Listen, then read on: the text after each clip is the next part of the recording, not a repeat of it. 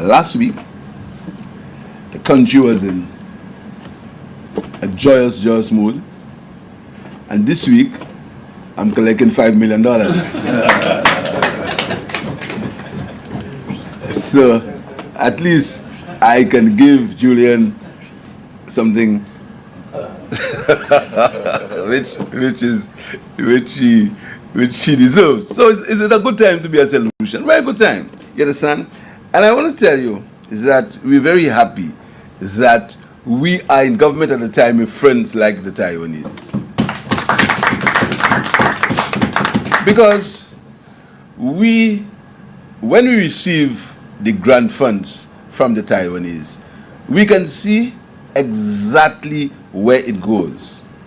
It's not used as how people think it ought to be used, like to pay things you never hear about. It's not used to say that we're using grant funds to buy AstroTurf that will never benefit the people of St. Lucia how it ought to benefit them. We take that money to invest in the people of St. Lucia. And the people can see how that money is invested. The people will see. If you ask the people of St. Lucia, how was the grant fund used before? I doubt you will get a definitive answer. The answer you'll get is what somebody says that it was used for. That's what you'll get. But when you ask us, how do we use the Taiwanese grant funds, we can tell you exactly what we do with it, where is it, and how the people benefit. So the $5 million that we are getting today complements the government of Taiwan. We are going to be using it to benefit the people of St. Lucia. The people. How is it going to benefit the people of St. Lucia? For a change, my constituents will get something. I see my colleagues get serious. You understand? So, the people of Bagatelle can look forward to that small road that they complain about. We're going to be slabbing a part of the drain so 2 vehicles can drive comfortably up the Bagatelle road very shortly. So when the minister from the External Affairs Minister is using cross country to come to Castries, he'll have wider space to drive his vehicle. That is what we're going to do with these funds. So the people of Bagatelle can look forward very, very shortly to the slabbing of the drain and the resurfacing of the road. Very, very, very soon. The people will benefit from that. How are we going to use the rest of the money? We're going to use it. We're going to use it for a community center for Castries North and Castries East. $1.5 million. Now, all parliamentary reps that have community centers, don't look at me, big eye. There is no community center in Bocage or in Agad land or on top of it. There is no community center there. So we want to urge the civil servants to get the work done so the people of Castries East and Castries North cannot say that we came here today for a show and nothing is happening. For the first time, we can say in no uncertain terms that the money is there. The $1.5 million is there to start the HRDC or the community center for Castries North and Castries East, and show you how the politics was different at that time. When we conceived of that idea, the Honorable Senior Minister was in opposition. He was in opposition. The Honorable, or the former parliamentary rep, was Ignatius Jean. And we sat and we decided that, listen to me, we need to have a community center up in that area. So we acquired the land. Then Jean lost the seat and Steve became parliamentary rep. And I said to him, listen to me, we have to get a community center that we will share. I don't know if he remembers that. I said we will share it. Now he was in opposition, put blows on me, and I put blows on him. But we decided that we would share the community center. So that hatred, and that hatred that is being put out now, was not there at the time. Because he was in opposition, and we said, listen, we're going to share a community center. Because we weren't interested in ourselves. We weren't interested in taking revenge. We were interested in creating discord. We were interested, even though we're in different parties, we're interested in benefiting the people of the country. That's what we were interested in. So we decided that, listen to me, we would share a community center. And he went into government, he became prime minister, we continued. I think he's the one who completed the acquisition of the land. Now we have some issues up there because of the area, but we are going to be continuing that community center. In opposite parties, in different parties. You understand? You know why? Our motives were different. Our motives were not based on revenge, and our motives were not based on creating war, and our motives were not based on anger. Our motives were to promote and advance the people of the country. What are you going to use the rest of the money for? You're going to be using it for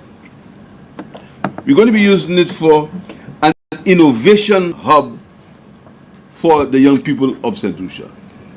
Novel. That came forward as an extension of the youth economy. The youth economy that they tried, that they attacked. The youth economy that right now they want to have dialogue with them to encourage them not to follow the philosophy of the youth economy. We're going to put $500,000 in an innovation hub. And that innovation hub is going to be managed by young St. Lucians. Young St. Lucians that we've never even sought. You know, a colleague of mine always says, evil things what evil does. And the more I listen to the politics of St. Lucia today, I see more of that. Evil things what evil does. Because these two young St. Lucians, and my personal assistant can testify to that, I did not even know them. What I read was the idea. The idea. And if you ask me right now, who are these two young people, I may not even be able to make them out. I don't remember their names. What I remember is the idea, their drive, their discipline, and their desire to move forward. So they're going to be working. We've got this $500,000 again from our friends in the government of Taiwan, so they can begin an innovation hub, which is going to benefit the young people of this country. Direct. We haven't tried to cloud their minds to tell them they'll not get anything if they support a particular political party. We haven't called them lazy.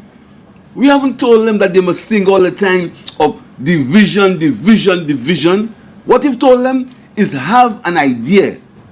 Have an idea and the government will support you. So these people are going to benefit from the innovation hub. What are you going to use the rest of the $5 million for? We're going to use it for, put it in the Department of Housing, $1.3 million, and the Minister of Housing will sit with the Minister of Finance, and we will decide how. Well, again, it's going to go directly to the people of St. Lucia. This morning, I had some good news from the minister. The housing renovation that we started for the underprivileged is going to be continued very shortly, and my colleagues will get the allocation. That is what we're going to use it for in the Ministry of Housing. We're going to use the remainder, $679,000 for TVET education. Again, look at how this government, look at how we are systematically developing this country. We were the government of universal primary school education. We must remember that. We were the government of universal secondary school education. We were the government that is beginning one university graduate per household. We are the government who started the situation where facility fees are going to be paid by the government. We are the government that pays English and Maths for CXC students. And now we are the government that will make TVET education island-wide and specialized. So we will start 4 specialist TVET schools for the people of St. Lucia. That is what we're about. And these are not things men just sit down in a room and talk about. These are things, so I hope the minister invites me. We're going to be going to these schools to have a practical look at what is happening in these schools. And I want to invite the minister, the entire cabinet, because sometimes we do so many things. I don't think cabinet ministers remember what we do in the different ministries. 4 specialist TVET schools. That is what we are starting in this country coming September. Revolution in education. There's an education revolution that's happening, and we're not remembering that education revolution. Next week, we're going to be giving every non-government sponsored preschool $2,500 grant to help them in their facility. That is what we are doing. That's what we are doing. So I want to tell you, Mr. Ambassador, I want to convey our appreciation to the government and people of Taiwan. Our deep appreciation, because I understand that it's been said that our national debt, sometimes I listen to certain things and I wonder if the people saying it are serious or if they feel the people listening are stupid. It's one of the two things. This country has experienced 3 years of economic growth. 3 straight years. And it's projected that economic growth this year, projected will be about 7.5%. Projected. By the central bank, projected. Unemployment has never been lower for a decade.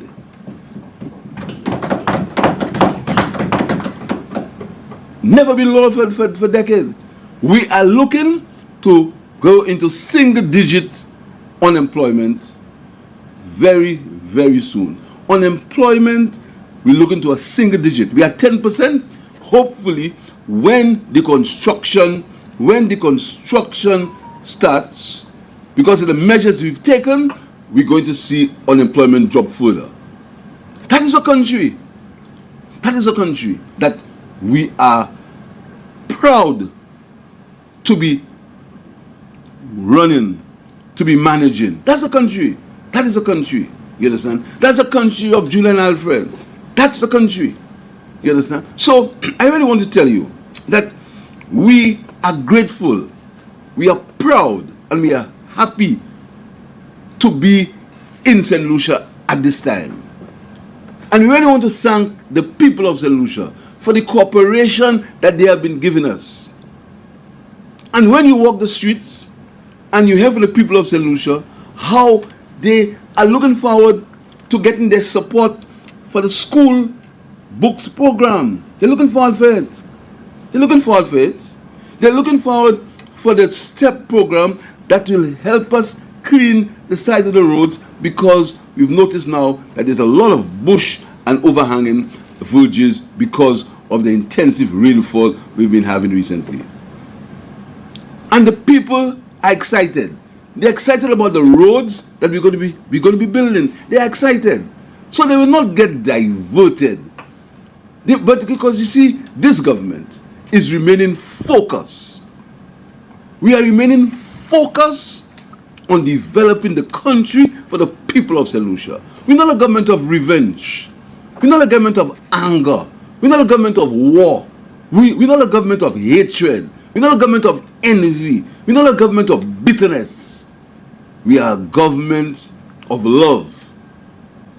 We are a government that wants the entire country to benefit. And friends, for our friends, we will do it for the people of St. Lucia. So, Ambassador, I really want you to thank the government and tell them we know we've got some amounts for grants, etc. But there's always room for, you know what I mean? There's always room for improvement. Yes. Thank you, Senior Minister. There are a lot of things that we still need, you know. So we have a lot of things that we still need. We have a big sports program coming up. We have a sports program, a semi-professional football league. We want to see if we can expand it. We want to think about a 2020 cricket competition island-wide. That's what we want to think of. Possibly a semi-professional cricket league, 2020 cricket. These are things we are thinking of, because, you know, we believe that there are many more talent, there are many more Darren Sammys, there are many more Julian Charleses, there are many more of them, there are many more Guy Matrons, there are many more out there that we can tap. So we're thinking very seriously, and hopefully I can make an announcement very soon on a semi-professional 2020 cricket competition, island-wide, very soon. Very soon. We're going to have discussions to see if we can get it done. So I want you also to thank you and to convey to your president and your cabinet our best wishes, and to inform him that our country is grateful, but our country is can also do with many other things. Many other things. So I'm sure my colleagues are also grateful, because this impacts on all their constituencies, and we look forward to a very progressive year. But we hope that nature doesn't cause any issues as far as climate is concerned, as far as hurricanes are concerned. So we're keeping our fingers crossed. We're keeping our fingers crossed. But we're very thankful, and we look forward to St. Lucia continuing to soar into higher and higher heights. It's a great time to be a St. Lucian. It's a great time to be in St. Lucia. Thank you very much. The voice. Your hero is back. Raw facts, no fluff. Shelton Daniel is here to deal with the issues. 12:30 p.m. to 2 p.m. Monday to Friday on Real FM.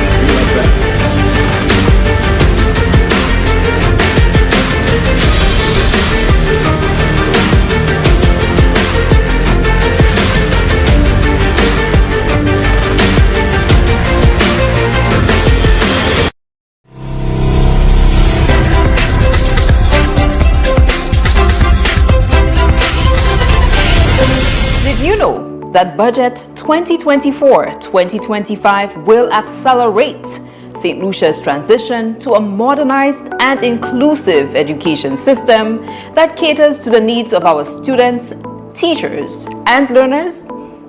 In the year of infrastructure, the government will mobilize resources to rehabilitate several public school plots throughout St. Lucia.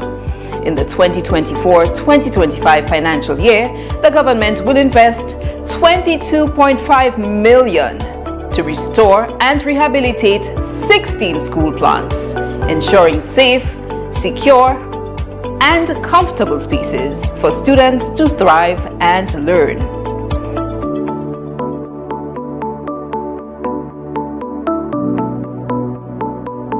Thank you so much, everyone, for once again tuning in to The Real Issues with me, Shelton Daniel, your host and producer, alongside our technical operator, Alton Jaquan Joseph.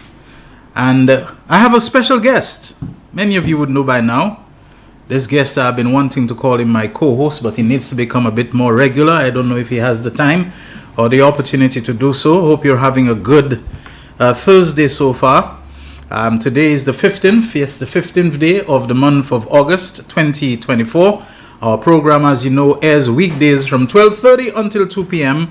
on Real FM Radio 91.3 for the North and 91.5 South. We're also on NBC Television, also parts, as we are, of the McDowell Broadcasting System, NBC News Media Corporation. Well, Media Corporation, we do a lot more than news. And we are on Facebook Live as well as streaming live on YouTube. Now, I don't think we need to apologize per se for the late start. But for the whole week, we will, before the program, after the news and before the program, be replaying. So tomorrow, Friday, will be, I suppose, the last in this cycle. We'll be replaying the Prime Minister's remarks that you've just heard before the program. So that has occasioned us not starting exactly at 12:30. So it will be the case possibly again tomorrow. And let me just tell you that we'll be going into extra time today. We already know that. Usually we don't know that, but today we know that we will be going into extra time. Before we really get into it, let's just play a nice short, less than 5 minutes video clip that was sent to me by Information Officer John Emmanuel. And Mr. Emmanuel works with one of the government ministries, and he made available to me a very nice video clip. We have to remain abreast of developments. We have to be made abreast of things that are promises that were made, promises that are kept, and even overkept, because maybe things that were not promised, but the necessity for them is seen, especially when it comes to the water supply, the supply of potable water to various communities in this country. So let's go with this. It is self-explanatory. The St. Lucia Social Development Fund, the SSDF, a satellite agency of the Ministry of Equity, Social Justice and Empowerment, has joined forces with the government of St. Lucia and the Caribbean Development Bank, the CDB, to celebrate the commissioning of the Victoria Water Storage Facility. The ceremony, held on August 9, 2024, marked a significant milestone in improving water access for the residents of Choiseul and surrounding communities. The Victoria Water Storage Facility, a pivotal project in the Basic Needs Trust Fund, BNTF's 10th cycle, is the result of a rewarding partnership that began in 1979 between the St. Lucia government and the CDB. To date, over $150 million has been invested in key areas, including access and drainage, water and sanitation, education and human resource development, and livelihoods across the island. John Victorin, Executive Director of the SSDF, expressed his appreciation for the collaboration. It is the mandate of the SSDF to improve the quality of life of the average St. Lucian. And it is one that we are passionately committed to, and we make every effort during every single working hour to ensure that we deliver on. This project is one of the many projects under the water and sanitation sector over the period of existence of the Basic Needs Trust Fund.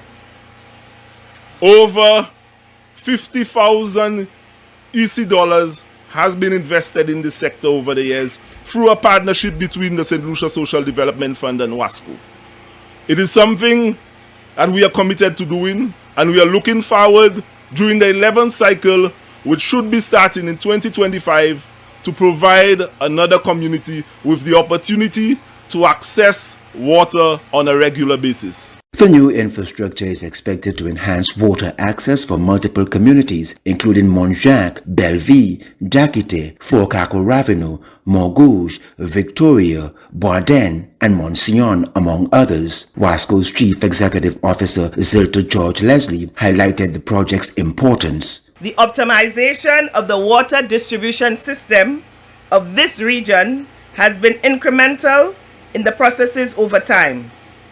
The upgrades, which form part of the Choiseul Water Supply Redevelopment Project, originating from this 100,000 gallon glass-fused bolted steel tank, aim to significantly improve the water storage capacity of the Choiseul community and will provide its growing service with a more reliable access to pipe-borne water.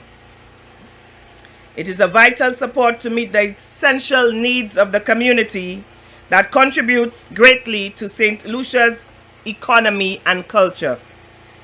An advancement of this nature emphasizes the transformative power of water in sustaining lives and livelihoods. The project encompasses the installation of a 100,000-gallon glass-fused to steel storage tank, road upgrades, and the construction of a reinforced concrete base enclosed by a double-access gate. Parliamentary Representative for Choiseul Saltibus, Honorable Bradley Felix, praised the initiative.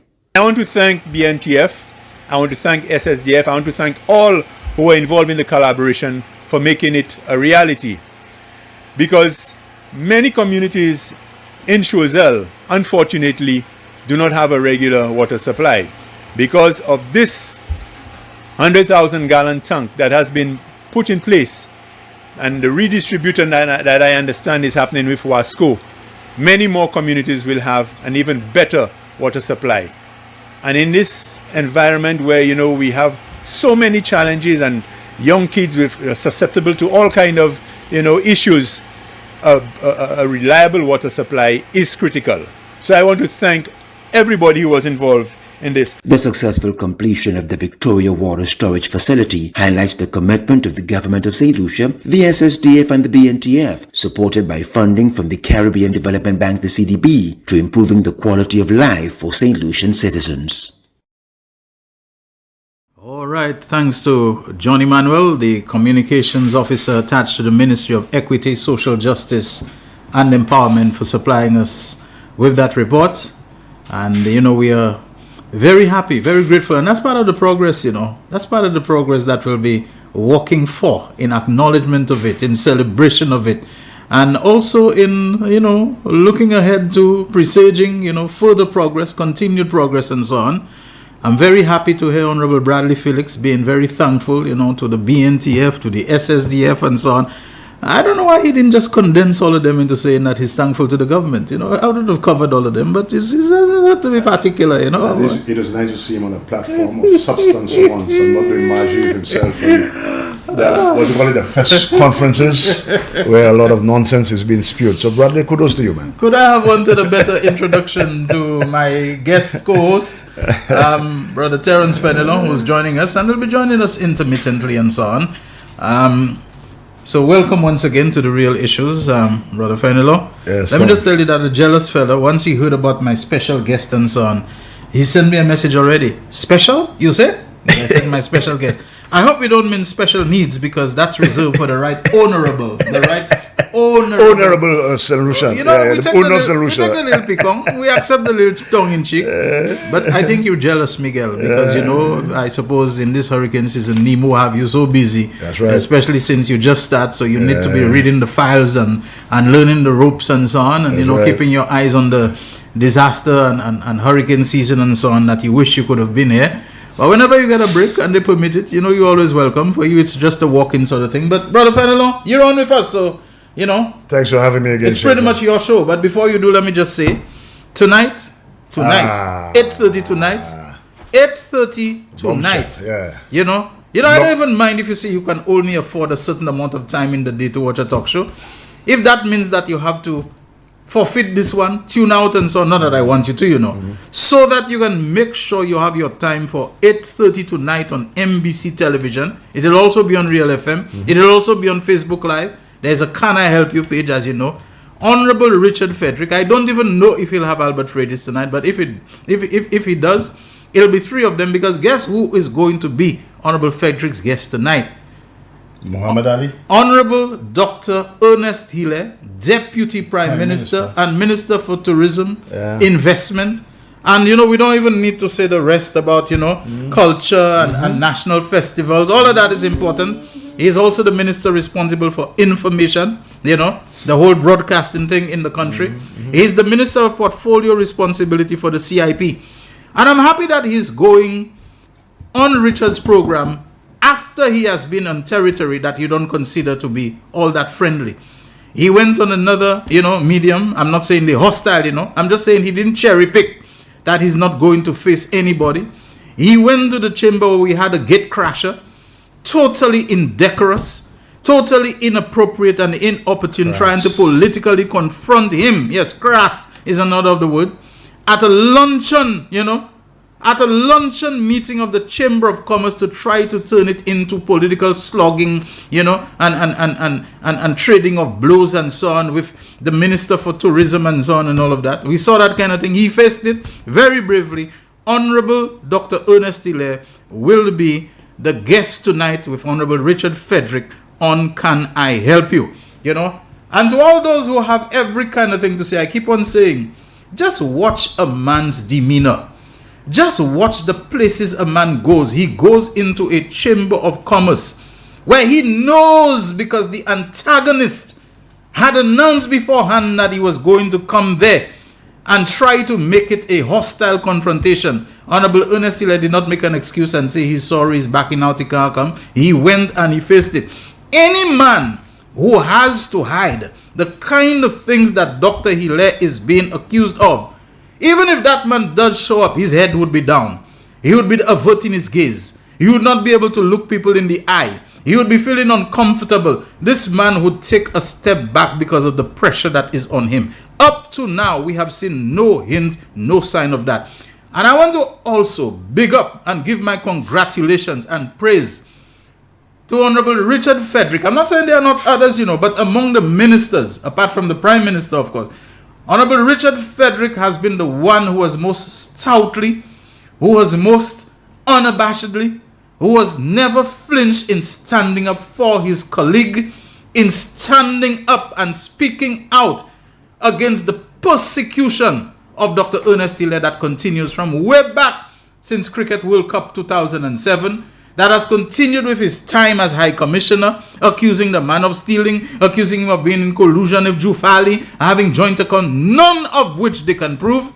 I want to congratulate Honorable Richard Frederick for putting himself out there, no hiding, no flinching and so on, to stand up for your colleague. And my comments that I made yesterday, I see some tornado woman, twister, trying to take it and twist what I say like she does everything. You're digging yourself into a deeper hole of your own evil that there will be a time where you won't be able to retrieve yourself. But that's your business, I've come now, I care about you more than you thought, but I've come now to start to care less and less and less, because I realize that the grip of evil and malice that has taken hold of you, I'm not for me to say it's irretrievable, but I want to tell you, whatever abyss a person descends in, when they purposefully and deliberately try to do evil to others, it becomes more and more difficult to climb out of. But I think I'm there to advise you. Let me tell you this. When you see you want to twist what I say, I can always come back and say what I said exactly. I don't need to clarify it. I don't need to modify it. Dr. Ernest Hilaire is the one against whom all these accusations are going. It sometimes does not look well or credible enough if the person who is accused is the one who has to be standing up in his own defense all the time. There must be many other people who know the facts and the truth about this situation. I am saying, come out and speak, not for Dr. Ernest Hilaire the person, not even for the minister, but for the integrity of St. Lucia's citizenship by investment program, which did not start with this government, which people are making that the issues that they claim arise with Galaxy, that they're now, when you look at the facts, almost all the things that they're complaining about with Galaxy, if not all of them, began when they were in office. They involve changes that they made. Things about escrow account, things about due diligence company, things about the number of shares, things about all of those things. They began then. But now it is convenient to begin to make it look that as if all began with Ernest Hilaire taking up the portfolio. That is the point that I am making. There are people who know those things. And when they come, even if they are saying the same thing that Ernest Hilaire is saying, at least there is greater credence, there is greater credibility. All of that so that people can know that the truth is coming from multiple angles. This is the point that I am making, And also too, it can't be that a man who say he bring in a lawsuit, you already say you file lawsuit, you're now going to add this person, that person. Every couple of weeks you have a press conference, you have an interview where you're doing endless public grandstanding, which is prejudicial to the case. You understand? You're trying to bully and threaten and force the very people that you're suing as if you summoning them to come and meet with you. You summoning them to come and grovel on their belly to ask you for mercy so you can remove them from the lawsuit. That, I am saying, is prejudicial. It is unethical that you are suing people. There is a process for disclosure and so on, that even before the matter has had its day in court, like you are trying to browbeat people and bribe them and so on.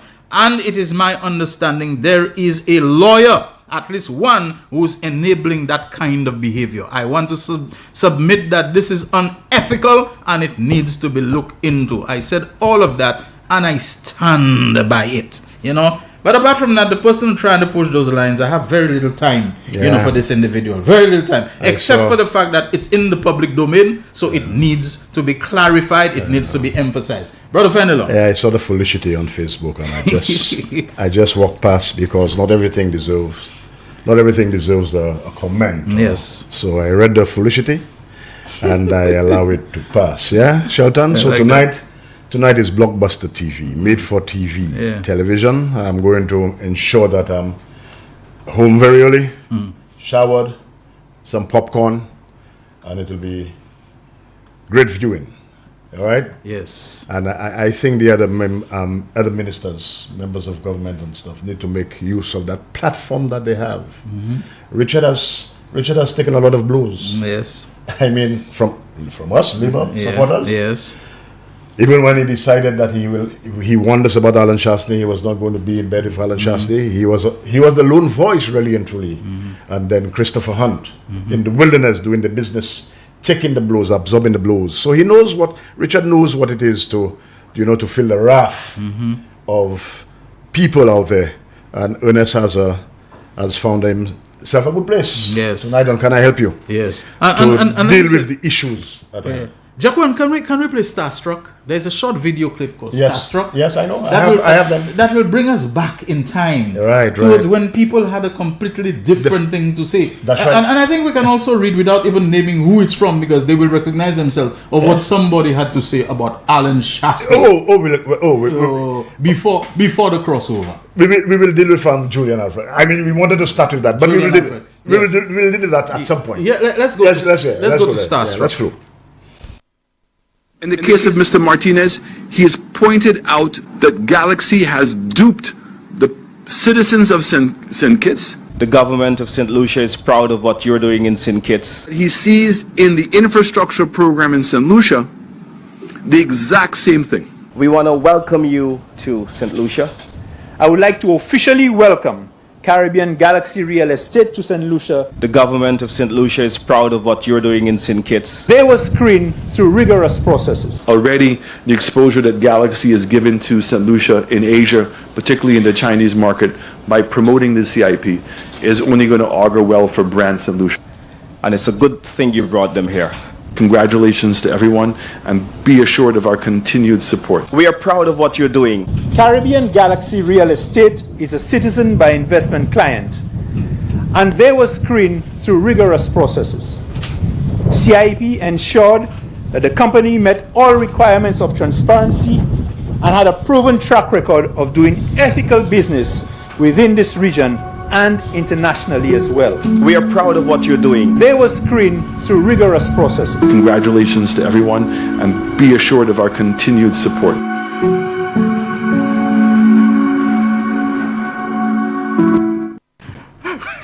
What difference do a few short years make?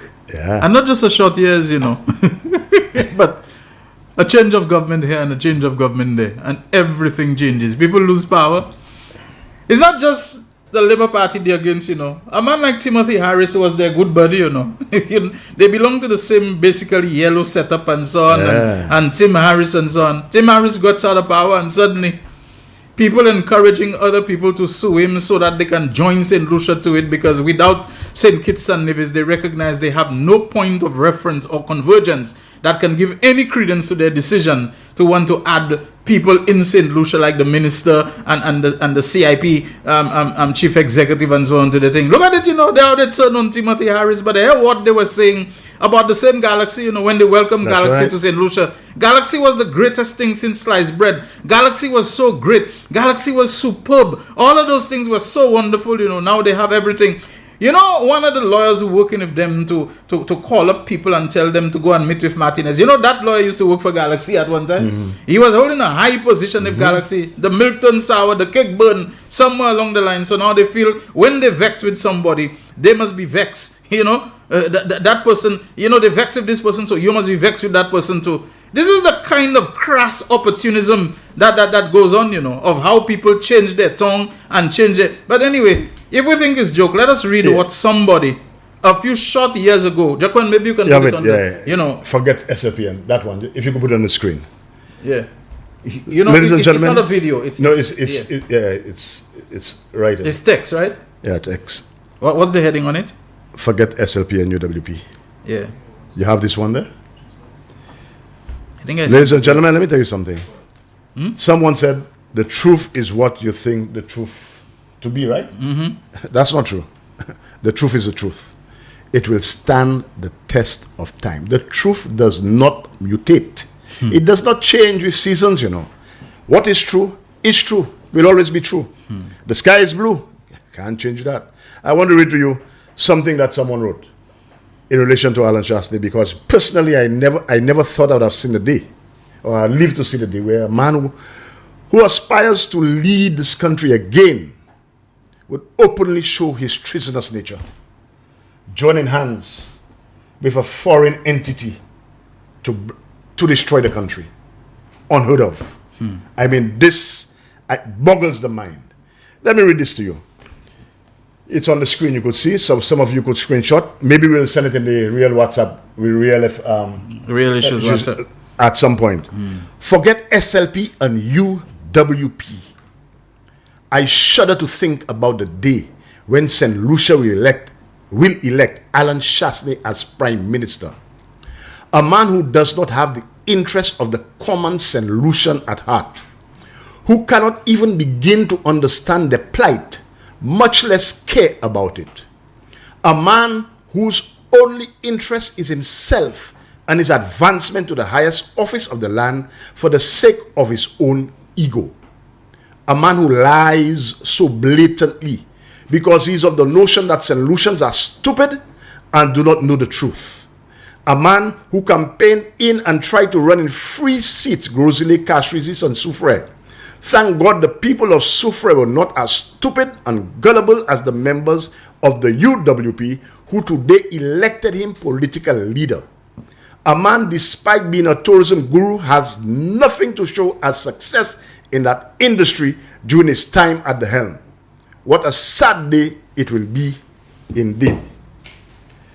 Shelton, does that resonate with you? Of course it does. It's a simple truth. You know the thing, I've had that kind of consistency about me, even though some people, you know, their heads are in all kinds of things. That's right. Want to come and call me bottom feeder. Well, you know something about this bottom feeder? Yeah. He has a consistency. You see the way those words would have resonated with me 10 years and 8 years ago? They resonate with me now. Because correct. I have never wavered. I have never That's shifted. right. I've been very, very consistent and constant in what I believe in. Not because I vex with somebody or because I had some kind of boyfriend or girlfriend relationship with somebody and it turned sour. Now I am using, you know, some kind of political affiliation to get back at them and this kind of thing. You know, not this kind of thing. What I believe now is the same thing I believed 50 years ago. That's right. You have to be consistent. Yeah. The truth is the truth. Yeah. And no matter where you go, it doesn't matter what political gymnastics you pull, what ethical somersault you have, what ideological contortion, the truth remains the truth. And right there, this person summed up what Alan Shastney is. And we've seen it today. A man who is, because of his ego, you understand, will turn the Chamber of Commerce luncheon into a UWP town hall.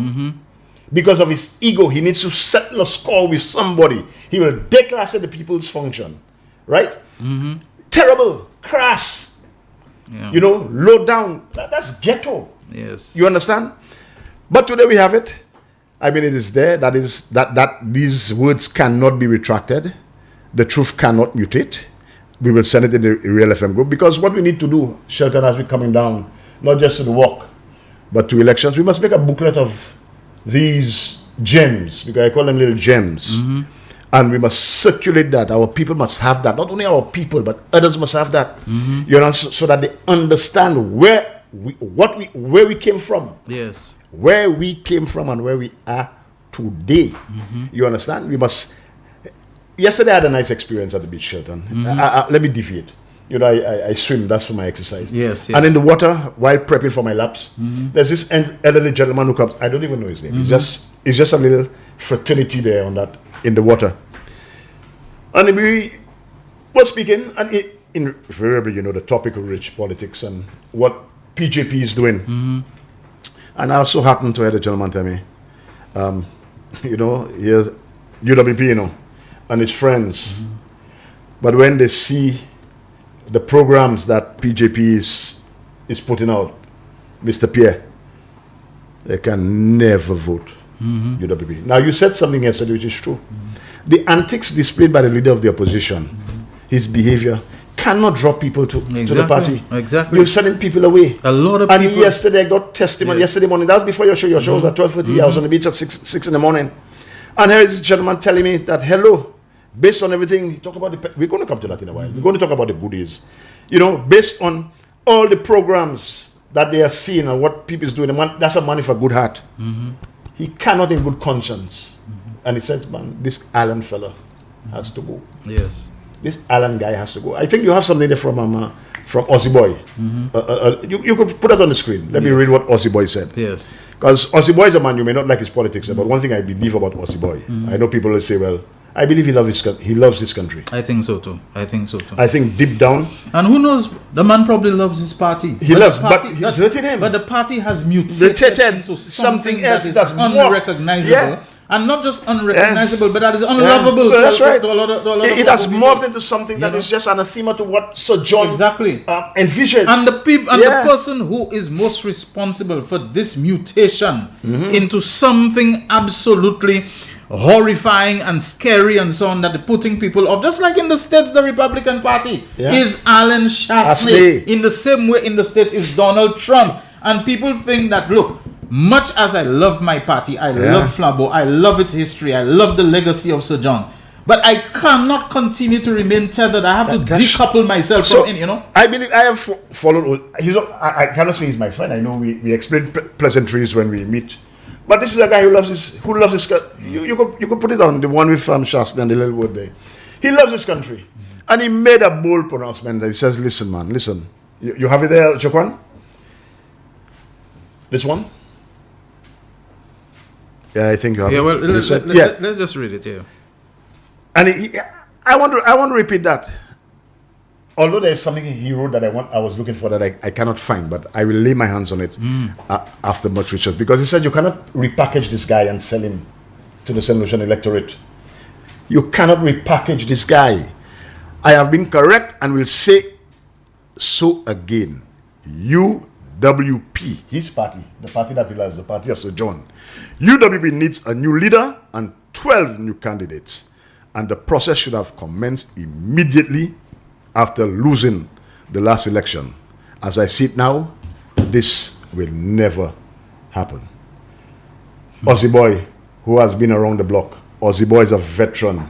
He knows the politics. He understands the politics. He sees the writing on the wall and said for his party to survive, they need a new leader and new candidates. You understand? This is a man who loves his country. Because what we are seeing now, the kind of behavior manifested by the leader of the opposition, I mean, it's appalling. It's atrocious.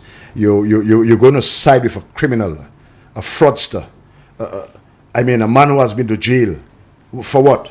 To try to score political points, to destroy your corresponding banking. You want us to lose our visa access, you know, just because you want to regain the reins of power. But I'm telling you, ladies and gentlemen, take this seriously. We have to send this guy packing once and for all. Miku South, constituents of Miku South, you have a job to do. You are seeing for yourself the behavior. You are seeing for yourself this fella who seemed to be drunk on power. He doesn't want to lead. He wants to rule. His behavior is atrocious. And we have to take corrective measures. So Miku South, you have to help in the process. You cannot allow that to continue. this treasonous, I almost said a word there, a B word there. I have to check myself.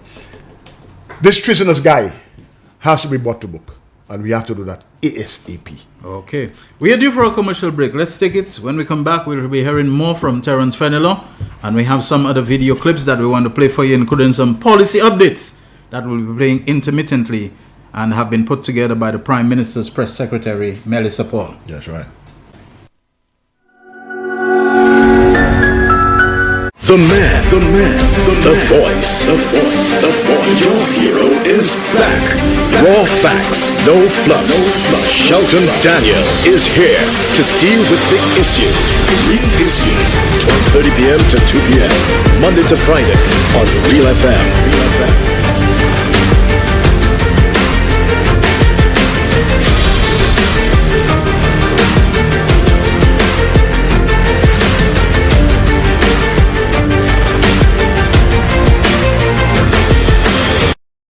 McDowell's Supplements, an effective way to ensure you and your loved ones are getting the daily recommended intake of essential vitamins, minerals, and other important nutrients necessary for optimal health.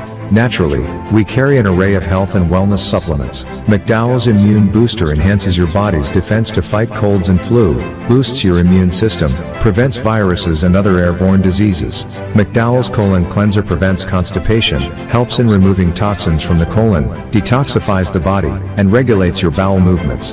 McDowell's Prostate Health prevent the enlargement of the prostate, improve urinary flow, and reduce frequent urination, especially at night. Moringa oleifera capsules are rich in minerals like calcium, potassium, zinc, magnesium, iron, and copper, vitamins like beta-carotene of vitamin A, vitamin B such as folic acid, vitamin C, D, and E. McDowell's Potassium Complex, used for treating and preventing low potassium levels, high blood pressure, preventing stroke, and aid in weight loss. McDowell's Triple Magnesium relaxes the muscles, relieves cramps and helps to control high blood pressure, improves sleep, and can calm the nerves. Magnesium is very important for the normal functioning of cells, nerves, muscles, bones, and the heart. McDowell's Ginger Turmeric helps to relieve pain, decrease nausea and enhance the immune function to help protect against illness and infection. Ginger turmeric has powerful anti-inflammatory properties and improves your circulation. Don't hold health back. Let health strike back. McDowell's, the better way to start your health. Visit Health Service Center, John Compton Highway. Call 453-6417. Let your wellness be our stress. It is well known that diseases like diabetes, high blood pressure, and other illnesses may restrict blood flow, which can lead to impotence and erectile dysfunction. This is why Enhance was formulated to meet these challenging health problems, which can reduce your ability to perform. If you're having problems maintaining your manhood, then reclaim your manhood today with Enhance. Enhance increases your energy level, boosts your stamina, and increases your endurance. You can get your Enhance at Southwell VA4, Restorer Pharmacy Soufre, Knights Med Miku, Lay by Bar The Morn, Dexter's Place Jeremy Street Castries, Citygate Bar The City opposite the market, Plants Place Denry Highway, Arlette Supermarket Soufre, The Release Stress Bar Labrie Highway, Cool Joint Bar Victoria Schwazel, Prios Bus Stop 22, next to the Moshi Bus Stop, opposite the Grosile Bus Stop. Prios Bar and Grill in Corinth, Grosile. Enhance, the best a man can get. Live streaming has become one of the best ways to connect the funeral of a loved one with friends and family, both local and international. NBC Television will live stream your funerals on television and Facebook at a reasonable rate. With our state-of-the-art equipment, you can be assured that the quality of your funeral will be to your satisfaction. Call our office now and book your obituary and streaming with us. 758-453-7458.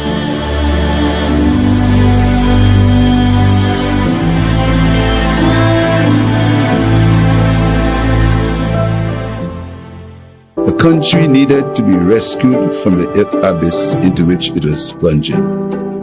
The majority of you accepted my offer to lead that rescue mission.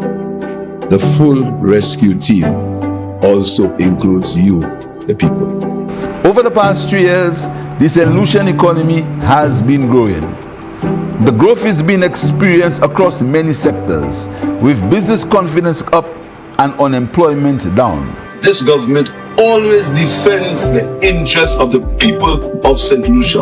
The 2 years after COVID, and then I get the $1,500. It helped me a lot, and it pushed me in front to open a little business. Now I can put food on my table right now.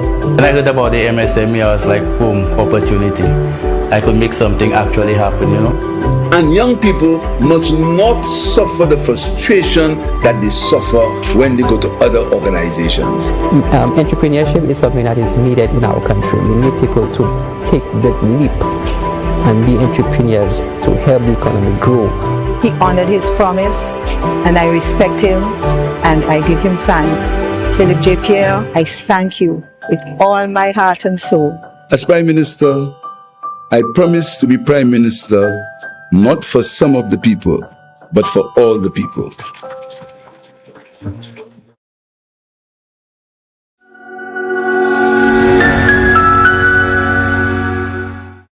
The man, the voice. Your hero is back. Raw facts, no fluff. Shelton Daniel is here to deal with the issues. 12:30 p.m. to 2 p.m. Monday to Friday on Real FM.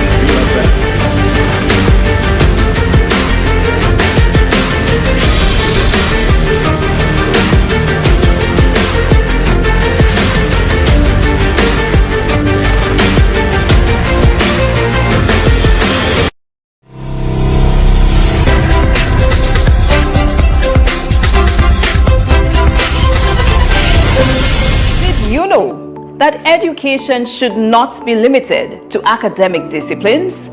Well, this government understands this.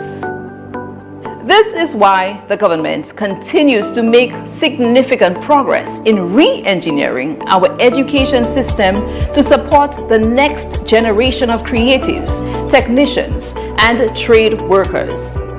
4 secondary schools will be transformed into technical and vocational education, or TVET, institutions. The Stanley John Odlum Secondary School will serve as an Institute of Arts, Media and Design. The Grand Riviere Secondary School will be converted into an Institute for Sustainable Agriculture, Culinary Arts and Entrepreneurial Services. The Angers Secondary School will be the Institute for Engineering and Technology, and the Piaille Secondary School will serve as the Institute of Construction and Heritage.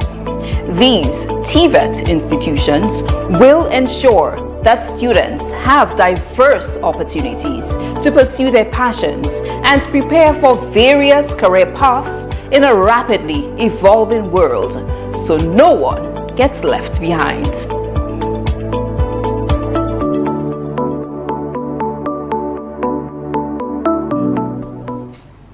Welcome back. Yes, press secretary, very good. Well, I had some association with the press secretary. Yeah? We worked for a little while together. Okay. You see why we have to come out on the 25th of August? Shine your boots. You know, I haven't said that my sneakers are dry rotted, man. I need new sneakers. You have to come out. 4 secondary schools, TVET. Wow, the political will to do the right thing. You know, the last time I was there, I think we were speaking about leadership and how leadership is about doing the right thing. And that is the way to go. So I applaud the government, and I'll be walking on the 25th. I normally don't walk again. I swim, but I'll be walking, even if I have to walk on Beachy, because Mr. Pierre is doing the right thing. He's leading. He's putting us first, and I want to support him. So I'll be walking on the 25th, and I encourage you to walk on the 25th. Let's go back. I think I'm giving some of us placards, you know. The truth does not mutate. Remember that people might change. The truth remains the truth. I see somebody on the live acting up there. There's no need to act up. That's the truth. Just let that be. Just let that rest. Truth does not mutate. Doesn't change.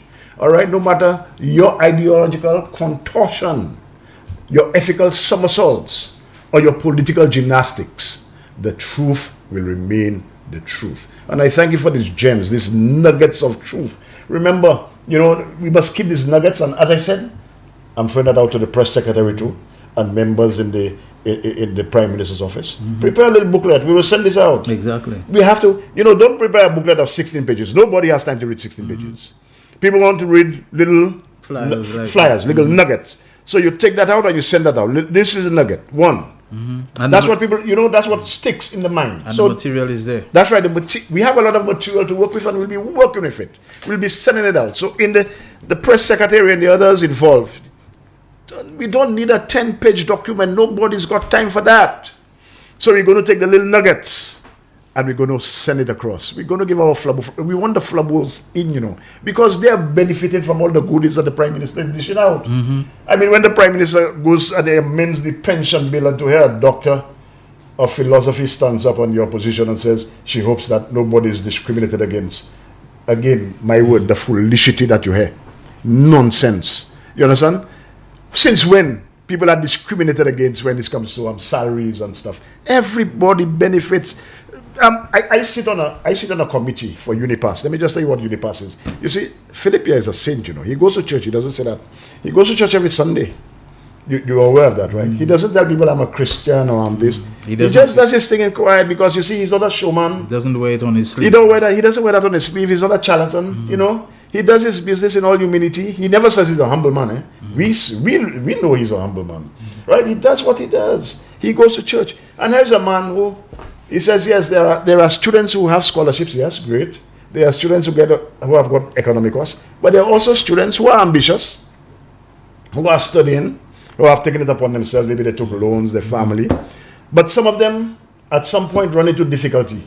And I only just, the reality hit me, So he created this thing called Unipass, so those who are accessing tertiary education, who encounter financial difficulties, they can apply to the program for assistance. They get a grant, a one-time grant and stuff.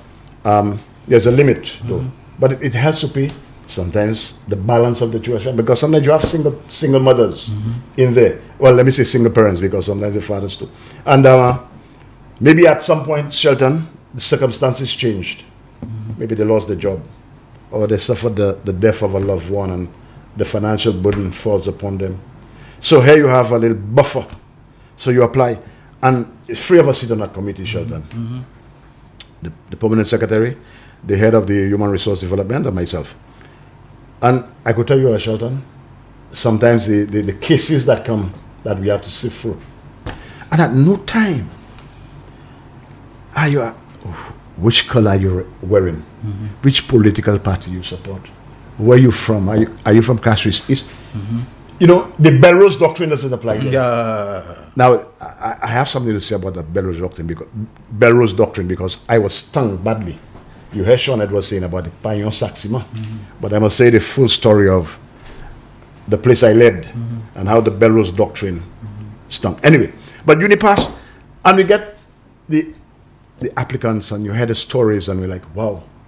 And we have to make a decision of what do we do? How much money, what amount, what grant can we give to help alleviate the situation? The Prime Minister did not have to do that. He could have invested in horses, right? He could have gone down there and said, man, horses before the education. But he's interested in putting you first and developing our human resource. Yes. And I could tell you, Shelton, the short space of time I've been on that committee, we have helped hundreds of students whose circumstances changed suddenly and they were in need of financial support. And I want to say kudos. I mean, not many people know about that Unipass, but it is really helpful. And the cases that you hear, and that can only come from a heart of compassion. Can only come from a place of a man who understands. You know, he always says his mother was a teacher, his father was a policeman. They want to excoriate him and crucify him. No, but he understands that. As I'm saying that, as he says his mother, he was able to give teachers in August last year $1,400 TMA for prepping, because he knows teachers are always putting their hands in their deep in their hands. Yes, they're always perforating. So true, so true. So he was able to come to their assistance and do that, and you heard the testimonies. So here is a man who, Frank Charles always says so, he deserves a sainthood. No, because when you really think of the policies and the programs that he is putting in place, nobody's putting a gun to his head and say do that. Exactly. You know, he could have easily been giving that away. You know, giving that to cement producers to go and look for vaccines or to go and do things. But he says no. He put that in our hands, and we're responsible there. And when we sometimes in the middle of a meeting we are not sure about something, the head of the HRD will call right there in real time. Could you fax us, or could you send us a WhatsApp, because we missing this document that your circumstances and people are. So this guy, I have to work with Philip here. I must. And I'm asking let me go to the eye care program. As I said, that Comrade Pell, Peter Lansico, Ambassador Peter Lansico, he told me to give you a shout. To hail you. I mean, Peter Lansico, he will tell you the story, how he worked so hard to get the Cubans here, right? The eye care program going. That's right, Mission Milagro, yes. I remember he spoke a lot about that. You know, and that was allowed. You know how many hundreds of people got benefited from that? Not just getting eye the surgery eye checks and eye care, but getting surgery in Cuba for free when it was found necessary that it couldn't be done here. Either Cuban doctors would do it here for you, or if it had to be done because of the technology needed, they would take you to Cuba. Right now, with the abandonment, Honorable Musa Moses Cuba Jabatis provided the care and Venezuela provided the funding. I remember. Yes. Correct. Yes. Right now, if you need cataract surgery, because that's it we had, $5,500, per eye. Yes. Ladies and gentlemen, are you hearing that? We had the Cubans taking care of us in terms of, the health, the eye care program. People who could not afford, even those of us who could have afforded to, will go to the Cubans, we'll get our eyes checked, and if we needed surgery, that was performed for free. Right now, because that was left in abeyance and left to rot, you have to face the bank or the credit union to borrow, because a lot of people do not have that on hand, to go to the private places to have eye surgery done, cataract surgery, $5,500 per eye. That is why you must walk, because of what this guy did to us. He took that away from us. Even the Blind Welfare Association, he started the funds. You see the glasses I'm wearing there now? The Blind Welfare Association, Yes. They gave me I went to them, I paid $80 because they gave me my prescription. Actually, they gave me 2 prescriptions. I told them I wanted my reading glasses separate. And I went to get my glasses. You starve the Blind Welfare Association of funds. I have to walk, my people. You must walk, because all of that is coming back. There's a song like that, coming back.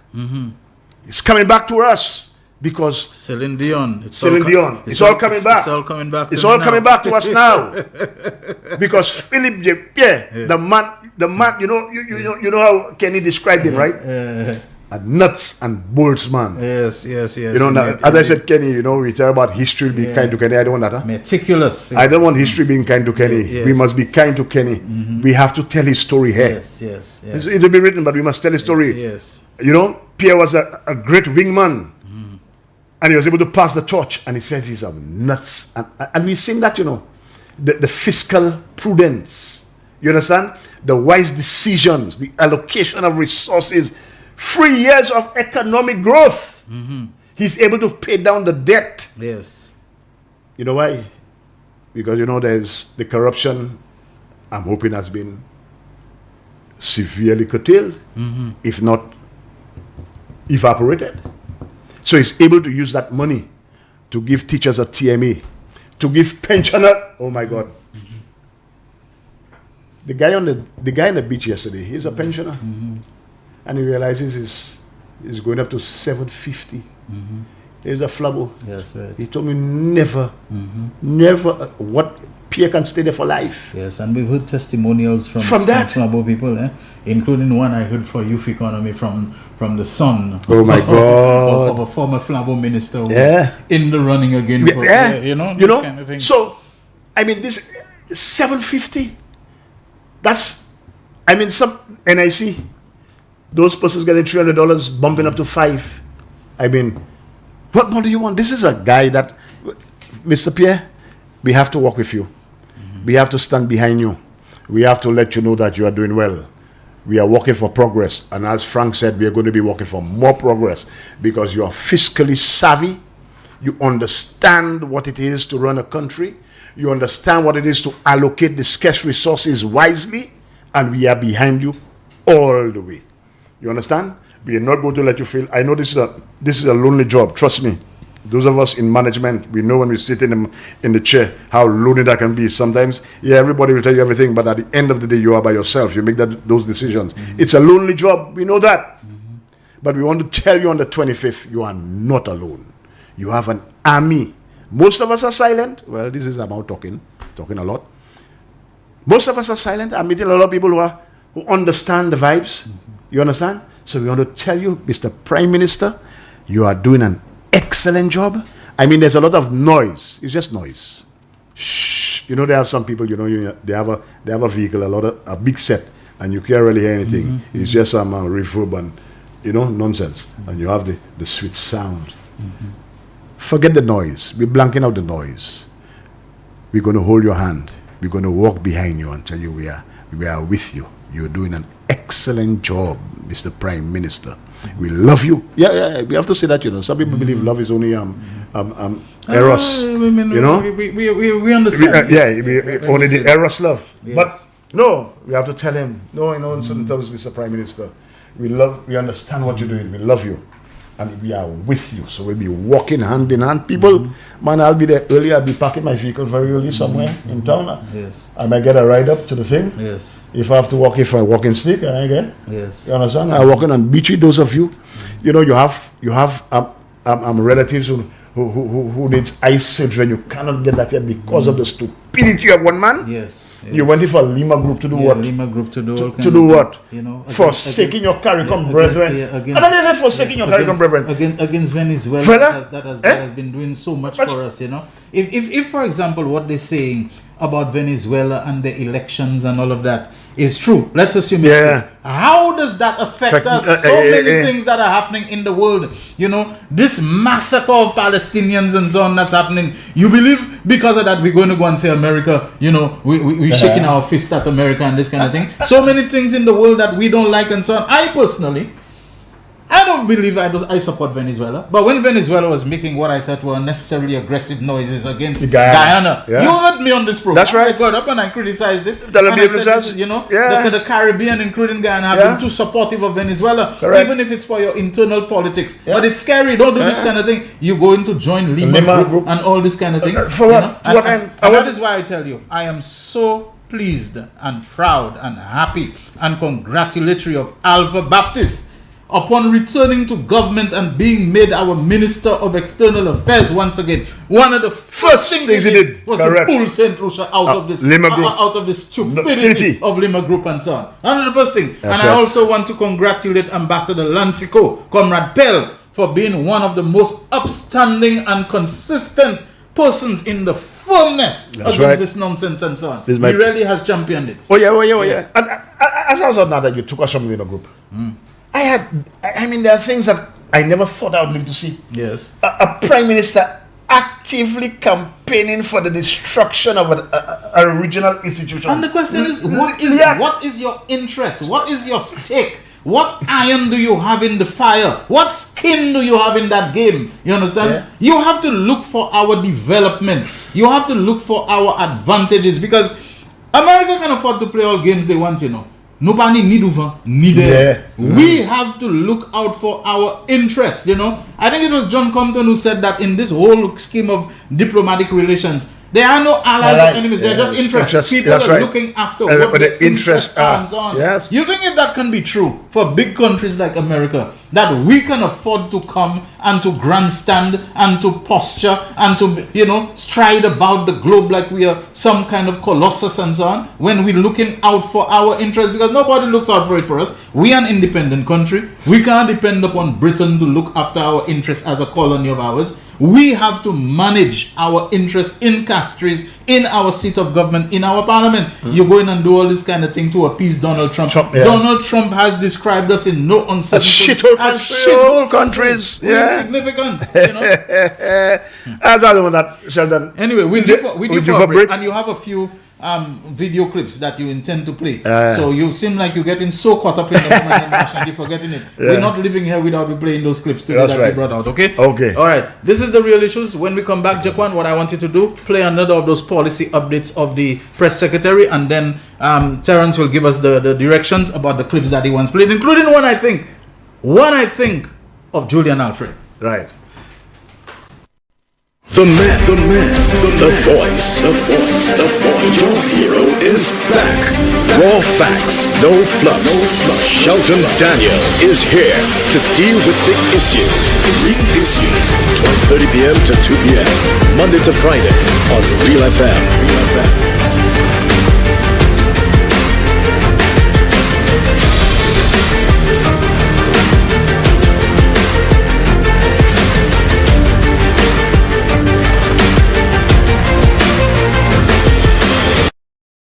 McDowell Supplements, an effective way to ensure you and your loved ones are getting the daily recommended intake of essential vitamins, minerals, and other important nutrients necessary for optimal health.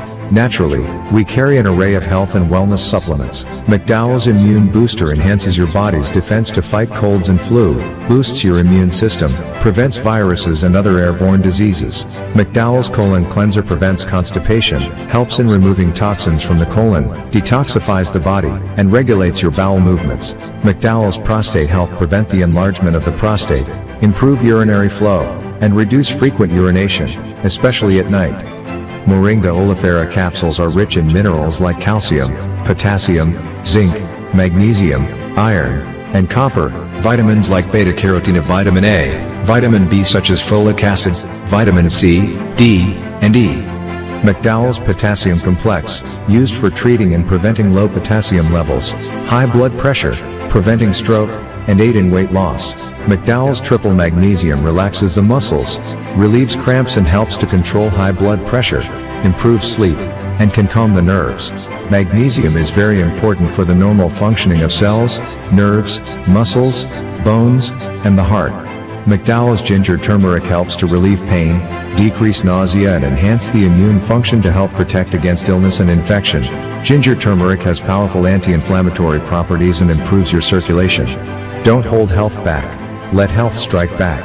McDowell's, the better way to start your health. Visit Health Service Center, John Compton Highway. Call 453-6417. Let your wellness be our stress. It is well known that diseases like diabetes, high blood pressure, and other illnesses may restrict blood flow, which can lead to impotence and erectile dysfunction. This is why Enhance was formulated to meet these challenging health problems, which can reduce your ability to perform. If you're having problems maintaining your manhood, then reclaim your manhood today with Enhance. Enhance increases your energy level, boosts your stamina, and increases your endurance. You can get your Enhance at Southwell VA4, Restorer Pharmacy Soufre, Knights Med Miku, Lay by Bar The Morn, Dexter's Place Jeremy Street Castries, Citygate Bar The CDC opposite the market, Plants Place Denry Highway, Arlette Supermarket Soufre, The Release Stress Bar Labrie Highway, Cool Joint Bar Victoria Schwazel, Prios Bus Stop 22, next to the Moshi Bus Stop opposite the Grosile Bus Stop. Prios Bar and Grill in Corinth, Grosile.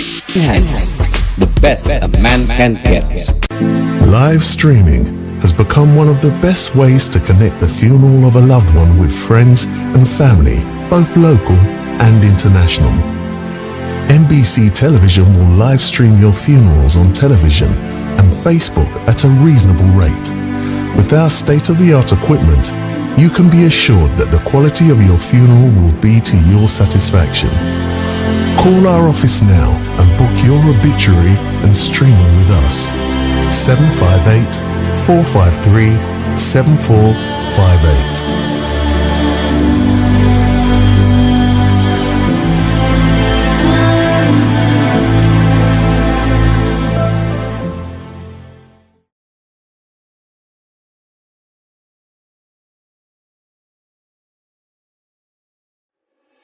Why are you suffering from aches, pains, and illnesses? When there's help for you. At Health Service Center, we offer a wide range of treatment that has been scientifically proven to help you with your aches, pains, and illnesses.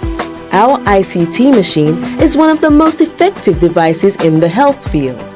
It has shown positive results in many health problems, such as back pains, shoulder pains, migraine headaches, pain in the knees and legs, poor circulation, arthritis, diabetic neuropathy, numbness in the feet, strokes and sports injuries. ICT, repairs, rebuild. The power to heal, the future of pain relief. The country needed to be rescued from the abyss into which it was plunging.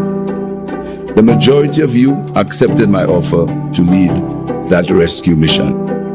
The full rescue team also includes you, the people. Over the past 3 years, the St. Lucian economy has been growing. The growth is being experienced across many sectors, with business confidence up and unemployment down. This government always defends the interests of the people of St. Lucia. The 2 years after COVID, and then I get the $1,500. It helped me a lot, and it pushed me in front to open a little business. Now I can put food on my table right now. When I heard about the MSME, I was like, boom, opportunity. I could make something actually happen, you know. And young people must not suffer the frustration that they suffer when they go to other organizations. Entrepreneurship is something that is needed in our country. We need people to take the leap and be entrepreneurs to help the economy grow. He honored his promise, and I respect him, and I give him thanks. Philip J. Pierre, I thank you with all my heart and soul. As Prime Minister, I promise to be Prime Minister not for some of the people, but for all the people.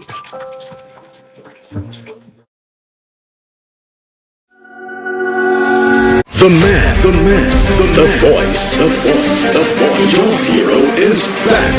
Raw facts, no fluff. Shelton Daniel is here to deal with the issues. Real issues. 12:30 p.m. to 2 p.m. Monday to Friday on Real FM.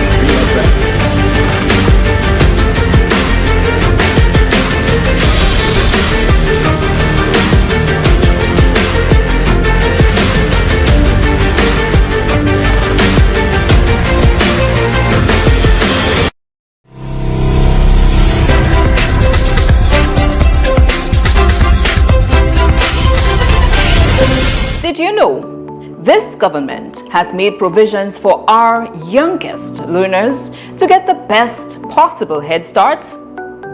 Each of the 93 registered early childhood pre-K schools in St. Lucia will receive a lump sum grant of $2,500 from the government to assist with purchasing school supplies for the 2024-2025 academic year.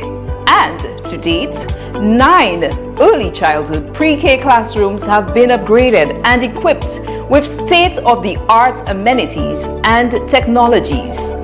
These investments in early childhood education is a positive step towards creating conducive learning environments and nurturing the potential of our future generations.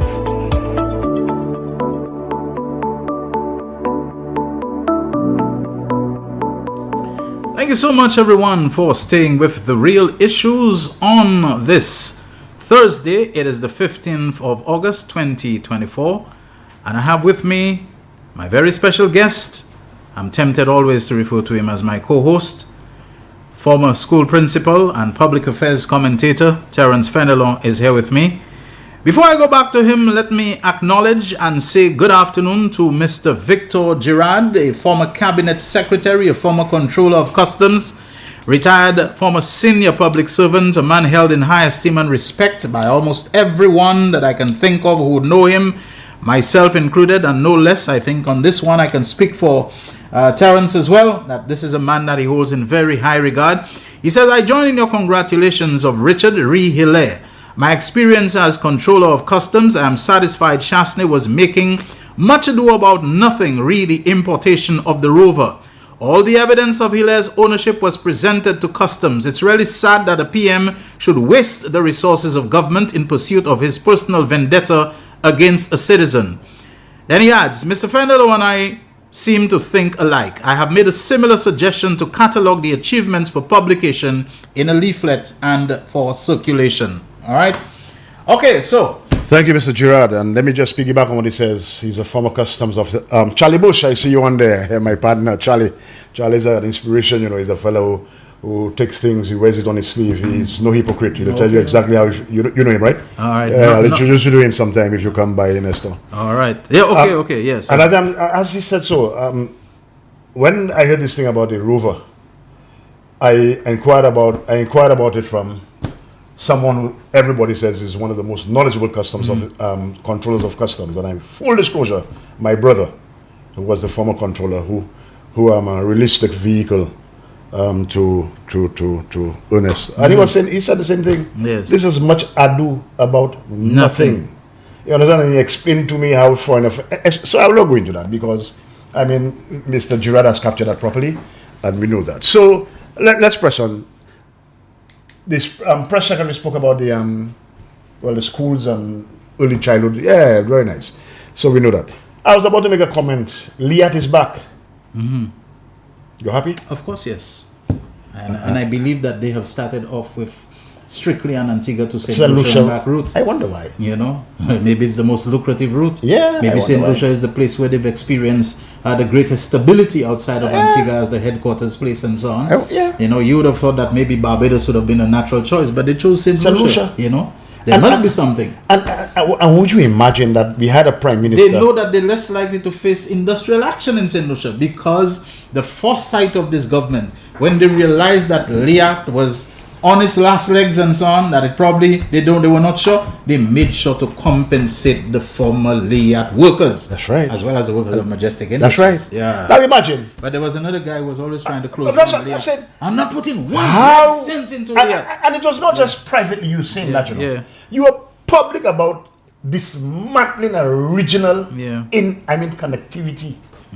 You know how many people cried when Liat went out of business? Mm-hmm. Because flying through the islands was a nightmare, a headache. Mm-hmm. They could not understand how to do that. Yeah. Because there's an issue. Yes, there are problems. Yeah.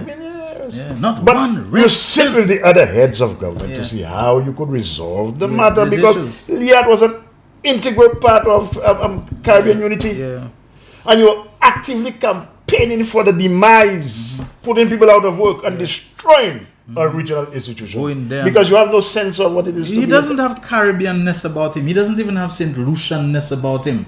The man was going out. At the time, there was a CEO of Liat, a man called Mac Darby. Now, whatever it is, you are a minister of civil aviation and tourism. The man was relentless, naming him Mac Darby this and Mac Darby that. Why? And I'm not going to put one red cent of St. Lucia's money into this is the kind of thing we're hearing about the man. No quietly sitting down with anybody, with a Ralph Gonzalez or whoever was Prime Minister of Barbados at the time, you understand? To say, these are my concerns about Liat, whatever. Like he's just out there. Like what I call him, demolition man. But he's not putting a red cent into Liat, but he was putting a lot of cents and dollars and millions into American airlines and other foreign airlines. To give them subsidy and guaranteed whatever return when they had empty planes, whatever coming here. This is the kind of thing he was doing. But thanks, Gaston Brown and PJP. I don't know what the arrangements are, but Liat is back in the air. Of course, there are always going to be problems, but there are always ways and means of solving your problems. And the connectivity of the Caribbean, flying for the islands, hopefully, will be eased up a bit, because the kind of headaches I'm hearing people crying out for should be a thing of the past. So I'm happy about that. All right, let me read another thing for you there, Jacquan, because I see people under the live there acting up. And yes, Mr. Girard, if the office of the Prime Minister, those persons say they won't do it, some of us will have to do it. We have to collate all these nuggets of truth. Remember, the truth does not mutate. You could somersault if you want, ethically somersault. You could engage in gymnastics if you want, political gymnastics, ideological contortions. But the truth will remain the truth, and we'll catalog the truth, and we will circulate. And as one friend, I will say, no, we're not going to put that in any 10, 12, 16 page document. Nobody reads, unfortunately. That time. Yes. We're going to put it in a document, 1 or 2 pages, or little memes. And even if you serialize it and give one this week, one next week, and so on, and you keep then you keep that in your archives, because we're going to need that down the road. Yes. We will need it down the road. That may well feed into a manifesto. That's right. Which will be all about promises made and promises kept. Yes. You understand? So we're going to do that. So let's go, Jacquan. Remember, Dr. Anthony did tell us about the Shasnis. The Shasnis. Yes. And it's in fact, he was prophetic. Yeah, he even told us that the next election will be effectively not between the UWP and the SLP, but between the SLP and the Shasnis. And we have seen that. Yes. Let's go again, everyone. You have on the screen. Everyone who has ever gotten involved with these Shasnis have been burnt, and have had to learn the hard way that the Shasnis care about no one else but themselves. Dr. Anthony got burnt. Stephenson King got burnt. It's only a matter of time for Guy Joseph, he ingratiated himself, to realize that he's nothing else but a pawn in Alan's quest to be PM. A friend, in inverted commas, out of necessity. The smartest people in all of this have been the people of Soufrière, who have rejected this Prime Minister by any means necessary wannabe. Let me read that again. The smartest people in all of this have been the people of Soufrière, who have rejected this, in inverted commas, PM by any means necessary wannabe. Wow. Wannabe? Yes. Oh, that's the person there? That's it. I heard Richard Frederick referring to somebody as a wannabe some time ago. And he said certain things that wannabe did and all that. My word. And how wannabe run behind a red, by coincidence, a red vehicle, and wannabe and all this kind. Oh, so this was wannabe. Well, maybe this is the wannabe who's now threatening to put on our own Facebook Live some recollections, some records of things I said about Richard Frederick. Well, go ahead, wannabe, and post it, because I can tell you, it will be very easy for us to know whether people using artificial intelligence that they used some time ago to come and to switch over what Kenny Anthony said apropos of Herman Gill Francis and make it look like Kenny Anthony. So, you can always use AI to say Shelton Daniel said this. That's and right. Shelton Daniel said that. Bring it on. We're going to see. But we have the written down. January 17th, 24th. And we're going to catalog it. We're going to, Mr. Girard and others, we're going to put it together. Shelton, that will be my project. Okay. I'm going to call Lisa. Well, Lisa has been very wonderful. Lisa, see you later, I hope. Have a few drinks, yeah. Yes, it's some pilau by our favorite spot. Okay. You should tag along, Absolutely, why not? Mr. Nestor, you heard that? Yes. Shelton is coming for some for your world famous pilau. Yes, man. All right, so we come in there. Pas van manger moins. On y a vu l'habitude. Yeah. So Shelton. Yes. We have it there. We're going to do that. Okay. That's our labor of love. And we're going to hold that. And people hold that, hold that. Keep that in your files. Keep that in the files, because we never know when we will need it down the road, whilst we begin to explain. And we have to do that. We have to keep repeating it. Because, there are a lot of people. Continuous reinforcement. Reinforcement, yes. Correct. Yes. You have to get home. Because, our people sometimes, they get sidetracked. They get afraid so easily. Very easily, because they hear something, they jump. Yeah. They say, no, Philip, his hand is on the button. He's at the control. You say, Jesus take the wheel. Yes. Well, Jesus has anointed him to take the wheel. And he's steering the ship, properly. HMS Helen. Okay. He's steering it properly, and we're sailing nicely. Now, I'll tell you what, we're going until 2:30. Yes. We have time. Right. So, what I want us to do, Let's run that little clip of Yes, Julian. I will go. You know, and let's just show you that it is totally coincidental, the color of the dress that she's wearing. It's absolutely coincidental. So let's run that clip, and as we go into it, let's play another of Melissa Paul's little clips if the lotto doesn't kick in. But let's try. Let's go ahead. Collegiate records indoors at 60 and 200 meters. She won 5 NCAA titles in 2023. From the University of Texas, Julian Alfred.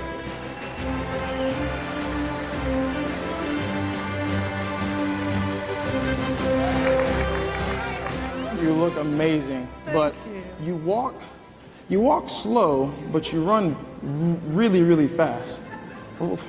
Like, how do you explain that? I don't know. I just save my energy for when it's time to run fast. You know what? Go ahead. You can take a seat. Did you know that global technological advancements continue to reshape the way we work and learn? Well, this government is embracing these changes and continue to responsibly integrate technology with proven teaching methods. Well, this government is embracing these changes and continues to responsibly integrate technology with proven teaching methods to enhance the learning experience in and out of the classroom. Under the Honorable Philip J. Pierre-led administration, our students are getting prepared for the future. The government's one laptop per child policy is on track to supply every secondary school student in St. Lucia with a new laptop device. And since coming into office in July 2021, the government has commissioned 20 smart classrooms in St. Lucia through the Caribbean Digitization Transformation Project. These efforts ensure that St. Lucian students are well equipped with the tools and skills necessary to thrive in a digital world.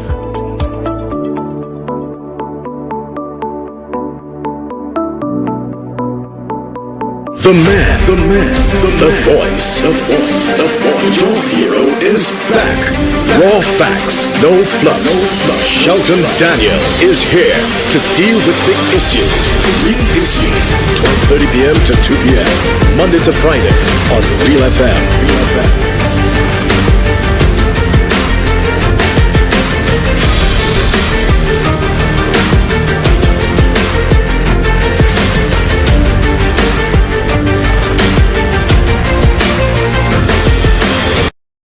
McDowell Supplements, an effective way to ensure you and your loved ones are getting the daily recommended intake of essential vitamins, minerals, and other important nutrients necessary for optimal health.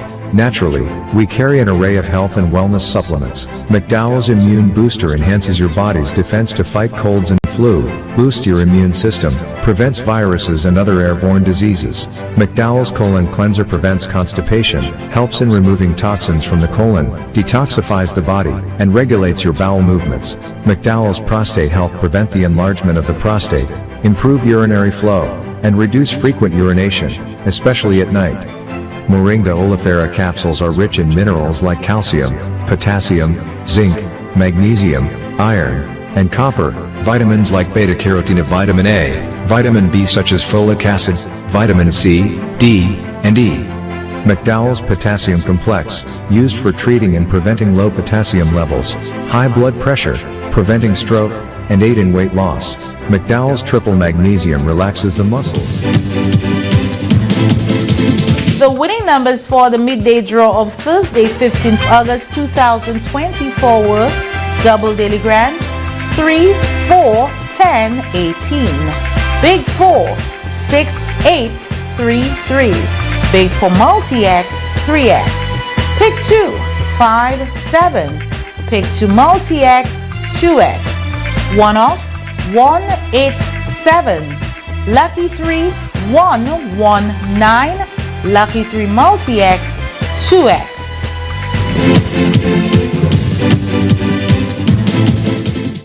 Now back to our regularly scheduled program. The Real Issues is on. We are into extra time now. I'm Shelton Daniel, your host and producer, with Terence Fenelon, my co-host, And I'm telling you, after today, I'm not accepting you as anything but regular. We have to decide what is regular. Yeah. But today is Thursday. And tonight, from 8:30 on NBC Television, Real FM, and Facebook Live, Can I Help You? With Richard Frederick. And guess who his guest will be? Yes, guess the guest. You don't have to anymore. I'm just fooling around. The guest will be Honorable Dr. Ernest Hilaire, Deputy Prime Minister and Minister responsible for tourism, investment, culture, festivals, and is also the minister responsible for the area in which I am engaged, information. Yes, you can say information and broadcasting, but it's actually the nomenclature is information. And he will be talking about many things, but he'll be bringing further clarity to that CIP. And Honorable Richard Frederick, we know, has been extremely passionate about it. He's not been afraid to be out there. And not just to defend his colleague, but to defend the CIP. And you know why? One of the reasons is that the CIP is funding affordable housing for St. Lucians. Honorable Richard Frederick is the Minister for Housing, and he will be happy, overjoyed if not, that one of his pet projects, which is to provide, and how can that be a bad thing when a man has at heart to provide better housing, that the source of funding from the CIP. And I want to say something about the funding and the budgeting and so on. Anytime Labour Party is in office, it seems like that's when people know that they want what you call particularity of allocation. So you have to say, if you're charging people, if you're giving them tickets, parking tickets, the money for the parking tickets, we're going to use it for this. What if the money for the parking tickets is not sufficient? You're supposed to come and talk about we used it and then we had to add that to it? Or is it not understood that government collects revenue from diverse sources and then they allocate that consolidated fund by the instrument of an Appropriations Act, to various heads and to various disbursements and to various projects and so on? Nowadays, there is a thing about you collect VAT. You're supposed to say what you're doing with the VAT money. Well, the VAT money is government revenue, and it is to be reckoned with all government revenue. Since when you have to say that the VAT money and the tourism whatever occupancy tax and this tax, we take it and we use for that? You put it into the government's coffers and then you do the budgeting, and then you can say, as is reported in all budgets, it is the estimates of revenue and expenditure that you say, okay, our revenue comprised this. We collected 200 million from the CIP. We collected so and so from income tax. We collected so and so from VAT. This is what you do. And nowadays, anytime SLP is in offices, always people want to know, okay, the stamp duty, we use the stamp duty for that. We use this for that, and we use this for that. It is all part of government revenue. Why do you have to be particular about every source to say exactly? Since when do you use money from all different sources for particular purposes and you're supposed to say, this is what I use you? It is part of the government. Go read the estimates. You will see the sources of revenue and you will see the areas of expenditure. These are the kind of nonsense that is being floated about. This is what I call lockbox budgeting. You want you to say, okay, everything you took, you have a lockbox for it. That means that if you have money from different sources, you must go and put one in a separate account, open a separate bank account, or you put it in one bank account and then you have your statement, you have your spreadsheet that says this $2 million in my bank account, this is what it comprises. This is how it came about. This is what it came about from. People want now for you to have a lockbox for every source of revenue and for you to say, even the originator, even the creator of the lockbox theory and the lockbox mentality could not maintain the lockbox because nobody knows about that lockbox, what money went into it, how much is there. In fact, the key of the lockbox, if not the lockbox itself, appears to have been lost. So please, folks, I want to tell you all that. Let us stop trying to persuade your government to go down the road of foolishness, which St. Lucia was taken for 5 years. All right? Philip J. Pierre is not just a man we love. He's a man we know we can trust. That's right. He has credibility. When he speaks, we know he ain't lying to us. And Philip J. Pierre will never countenance or tolerate crookedness because he knows what the crookedness will do to him. His reputation, his record, his legacy as a politician that has always been straight and level with the people. When Philip J. Pierre does something, like I saw something being written on Facebook or wherever about the commissioner being a flambeau and this kind of thing. Let me tell you all that, folks. If the commissioner is whatever they are claiming she is, your prime minister knows before you. Not that I believe it, He knows before you. And if he decides to keep her and make her as commissioner and not to fight her and so on, it's the same thing with Milton Daisy. Milton Daisy was appointed under Flabo, maybe by Flabo, for Flabo reasons. Philip J.P. came. The amount of people who were expecting and coaxed and urged and quarreled that he should get rid of Daisy and terminate his contract. What did he do? He said, no way, no, we're not doing that.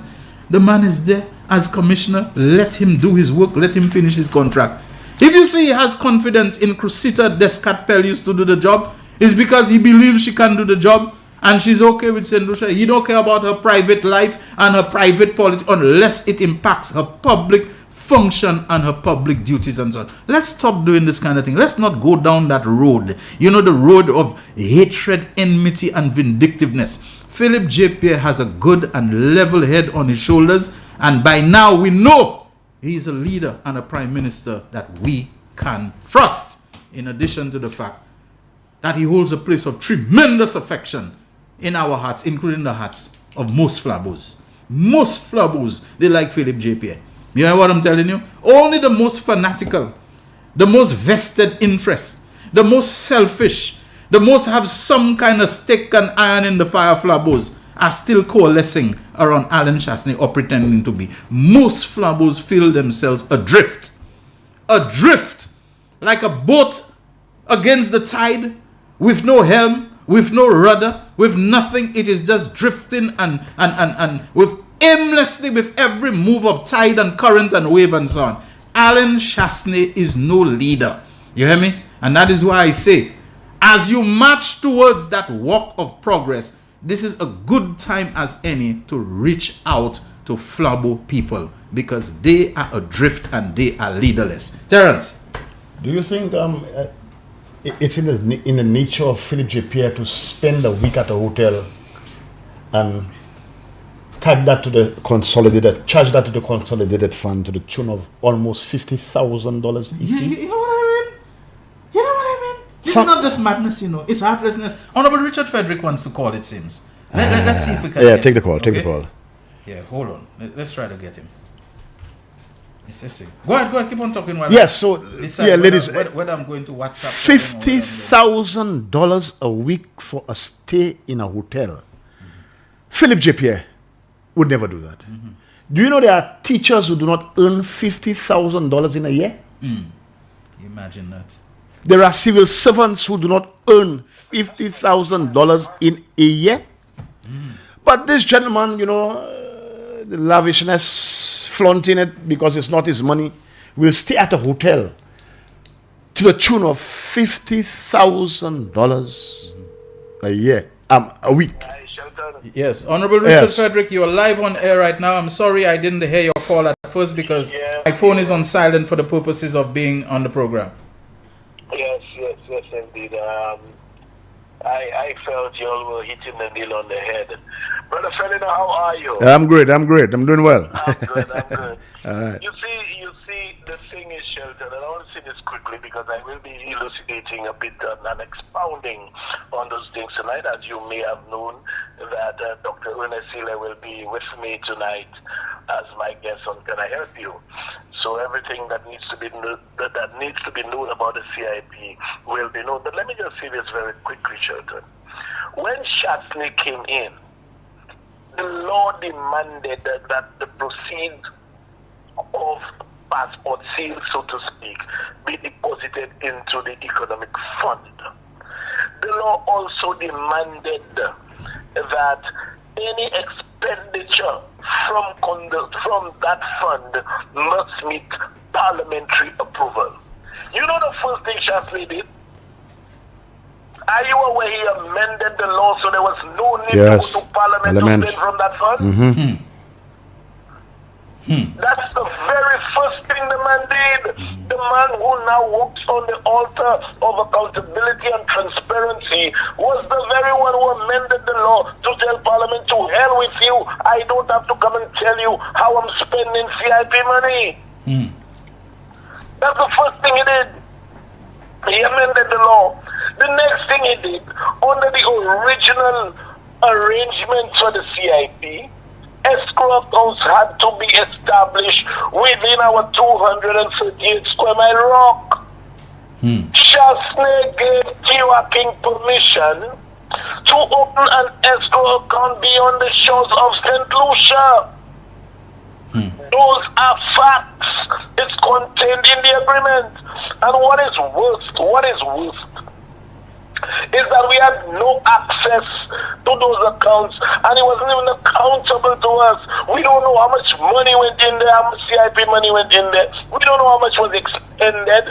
We don't know what they did with the money. And that was why the Economic Fund demanded that expenditure from that fund meet parliamentary approval. So people like Tiwa King, with all his heartlessness and unscrupulousness, would not have been able to spend our passport money without our knowledge. But Shasney amended all of it. Shasney was the one who brought Galaxy here. And the cuts will show how they celebrated Galaxy. They celebrated Galaxy to the point where Shasney said the people have a damn good product in St. Kitts, notwithstanding that it failed. You know, and today, those very guys, you know, the old people have something saying, and I'll say this tonight, I will be repetitious in that regard. Ou savle ou fe ou nas pou poison, ou me tout vie baye nas la, ou me zong moun bon, ou me dis ou me kalpat tet moun bon, tout kalte baye, me ou sav nas la kay poison. Me avant ou leve nas la, yo faya ou. So all lot moun ka leve nas la. So de nou ka ele, se mou sa pa jwe game la fe because me un buy moun money than nas la you wap shy poison. That is exactly what is happening. Some egregious deals were done with a view of securing personal benefit. It probably is coming to bear, but not to the benefit of those persons who themselves had formulated as to how it would have been done. You understand? Yes. We don't know Galaxy, we don't know Martinez, we don't know none of those players. We come in as a new government doing what the people mandated us to do. Yes. How can we find ourselves in trouble? How? For what? So, Honorable Frederick, let me just ask you something so that we have absolute clarity. You're saying that the accountability that was built into the initial legislation was removed by Shasney. It was removed by Shasney. And so, on that basis, it is possible, if not absolutely certain, that we have money out there we don't even know how much and where it is. But Shelton, you don't have to stretch your imagination very far. If you look at the Tiwa King agreement that permits the man to sell passports, leave the money, and you know, those guys always give my show content. Because when you show the egregious deals and how they formulated the pathway, they formulated the pathway for all kind of corruption, all kind of corrupt activities, and today they want to point fingers of suspicion at this government. The man in the Tiwa King agreement, Shelton, don't you have a copy? Well, not before me right now, of course. Okay, right. Look in the agreement, you will see. First and foremost, there were a certain number of passports under the law we could have sold. Shasney amended that. Yes. He amended it, he increased it. Yeah, as a matter of fact, he made it virtually unlimited because we had said no more than 500 in a year. He came and he removed that cap. He threw it wide open, didn't he? That is correct. So when you're aware, so he amended the legislation insofar as accountability and transparency was concerned, that you had to come to Parliament. You had to come to Parliament to tell the people how you're spending their passport money. He removed that. We had the escrow account being held in St. Lucia. He removed that. And he also permitted Tiwa King to sell passports, put the money in an account, and he can spend it as he pleases. You know, so up to now, Shelton, I mean, your guess is as good as mine as to one, how many passports Tiwa King sold, what amount of money Tiwa King accumulated by the sale of those passports, and thirdly, where those monies went to. Don't be afraid to say WTF, you know. Where's the funds? You know. So when Martinez comes out and claims to have knowledge, WTF, Shasney. yes. Where is the money. And it's, you know what is worse? He cannot show anything in black and white between Galaxy and the government in terms of we having an arrangement with them because we did not bring them in. But we can show that Shafne was the one who gave Tioa King permission to sell passports, who gave him permission to put the money in an overseas account, and who gave him permission to use those monies without the approval of this government, of the government. So when they come accusing, or Martinez claims to have knowledge of so much of our CIP money being overseas in China and in all those things, maybe he has a very good basis for saying so. The person who gave him that information, who would have predated the current Labour administration, knows that he paved the way for a lot of our money to be leaked and bled. Oh, but I see. Shelton, I just told you, who I may say no, who may toutes les say no pour ça. But who savent bien pour ça. But avant ça lever nasla, you do fire on lot pour ça lever nasla. Who savent nasla les go pour ça, so quand les body, c'est pour ça bon, il bagay qui pas pour you pour ça. That is exactly what is happening. Volet toujours ka kriye lot moun volet because you pa aime we kamawad yo ka porte sakipli loupa c'est ça yo. Let me tell you, you see that Shasta administration and Shasta himself, when they say I'm Shasta is stupid, he's not stupid, you know. Shasta knew exactly what he was doing because firstly amending the law to remove the accountability aspect of it through Parliament to let the world know what we're doing in the CIP, at least in Lucia, and the wider world know what we do. He took it out because he knew why. Then, escrow account, he removed it from outside the jurisdiction. You know, why? Then you chop up the amount of passports, making it almost limitless. Why? The questions are why? And now you want to blame this government for having escrow account in China and here and there. That is not our making. That is not our making. And Shasta, as I will say tonight, Shasta has this inherent hatred for St. Lucians. But guess what? He loves what St. Lucia can do for him in occupying the prime ministerial chair. Why you give Tioa King 1,000 acres of ours at $1 acre for 99 years? And this government is trying its utmost to at least pacify the situation in the interest of St. Lucians. And Shasta is gloating about his intention and how happy he would be if Tioa King takes us to court. You put us in the situation, but you want Tioa King to take us to court. You believe that is a man who loves St. Lucia, man? Maybe that 1.2 billion is a good starting point for inquiry. Perhaps it represents what's on their mind. Perhaps it represents at least a reflection of the amount that is out there that rightfully belongs to us. It may be a lot more, and was redirected. And was redirected because up to now there is no record of how many passports Tioa King sold. There is no record of where that escrow account was or is. There is no record of how much money went into that Tioa King account. And yet those guys, without any kind of evidence, want to point fingers of suspicion. I will not. One thing I will tell you, Shelton, I'm human. We all make mistakes. I will not tell you Richard is the most religious and this man and that. No, I will not. I will never say that. Because all of us have done something in our past that we're not proud of. Yes. But you see, this thing which they want to label the government with, that cannot stick. And they have their way, Shelton. Everything they call a scandal. Remember the banana land that was sold to a St. Lucian at almost $30 a square foot when you gave Tioa King land by the airport for $3 with freehold title. The rest you gave him $1 an acre. No scandal. But a St. Lucian buys land and pays almost $30 a square foot. That's a scandal. And guess what? The proceeds of that land was used to buy a building for the National Housing Corporation, which they currently enjoy, and insured for $3.5 million and is debt free. He called that a scandal, but he'll not call the Diet Mall.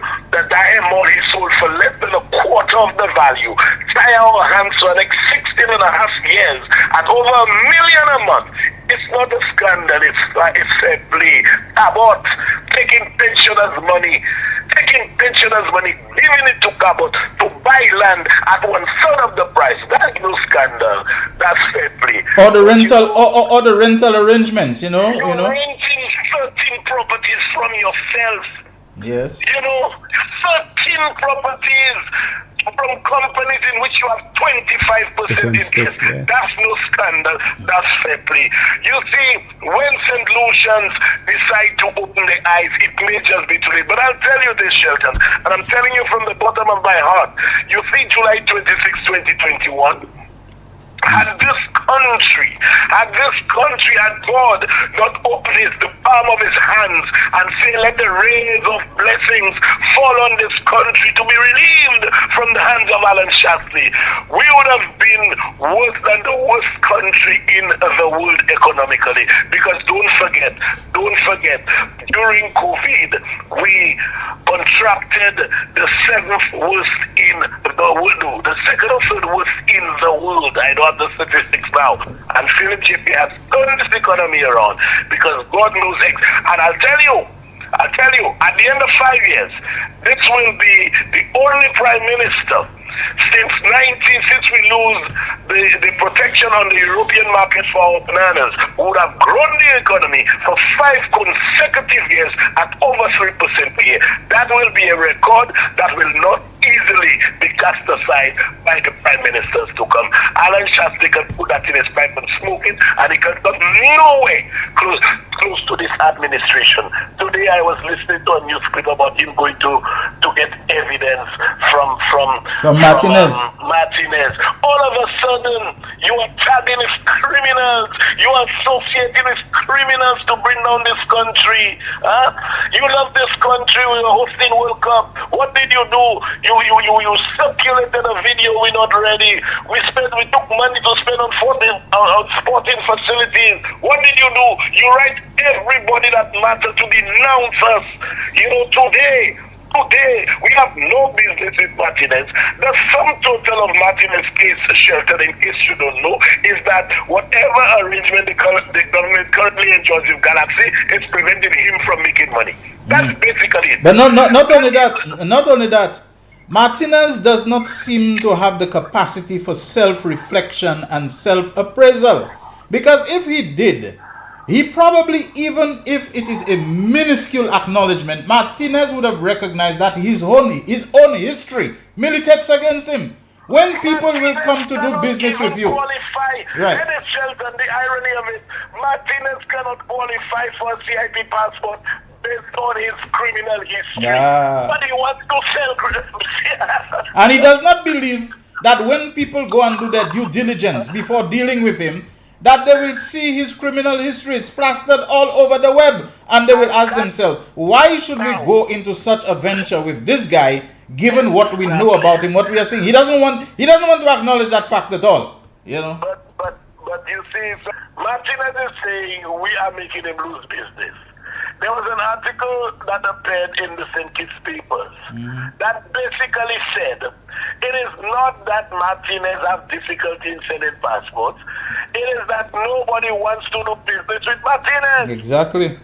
Because so they take a hands-off approach. Why would you want to invest hundreds of thousands of dollars with a convicted criminal? And convicted of what? Of fraud and money laundering, Fraud. This is what the guy was convicted. So it falls smack dab into the area that you are engaging the guy in, that the guy is a convicted ex-con. The guy has taken jail in both the United States and France. Why would you want to go where such a fraud vulnerable enterprise like what he wants to get into? Why would you want to do business with a man like that? Well, Shelton, I have a test tonight. I'm there doing some writing, but my hands were itching me to dial your number. So at least I could share some sentiments. You all did well. You all probably did not know the little bits and pieces where Shastri facilitated through his deeds, deliberately, unwittingly, or otherwise, what is going on now with Galaxy. And it's not the first, because he did it to facilitate T-Hacking, and now he would have done it for others, but unfortunately, the good Lord lent a hand to the operations of this country, and he was sent into political hibernation for now, but I rather suspect it would be on a permanent basis very soon. Honorable Richard Frederick, I know that your ammunition storehouses are always so full that you would not have stolen your own thunder in what you have shared with us, and that all people will be looking forward to tonight at 8:30 to join you for Can I Help You, along with your guest and cabinet colleague, Honorable Dr. Ernest Hilaire. All the best to you. Thank you, gentlemen. All right, bye-bye. Bye-bye. Can you imagine that?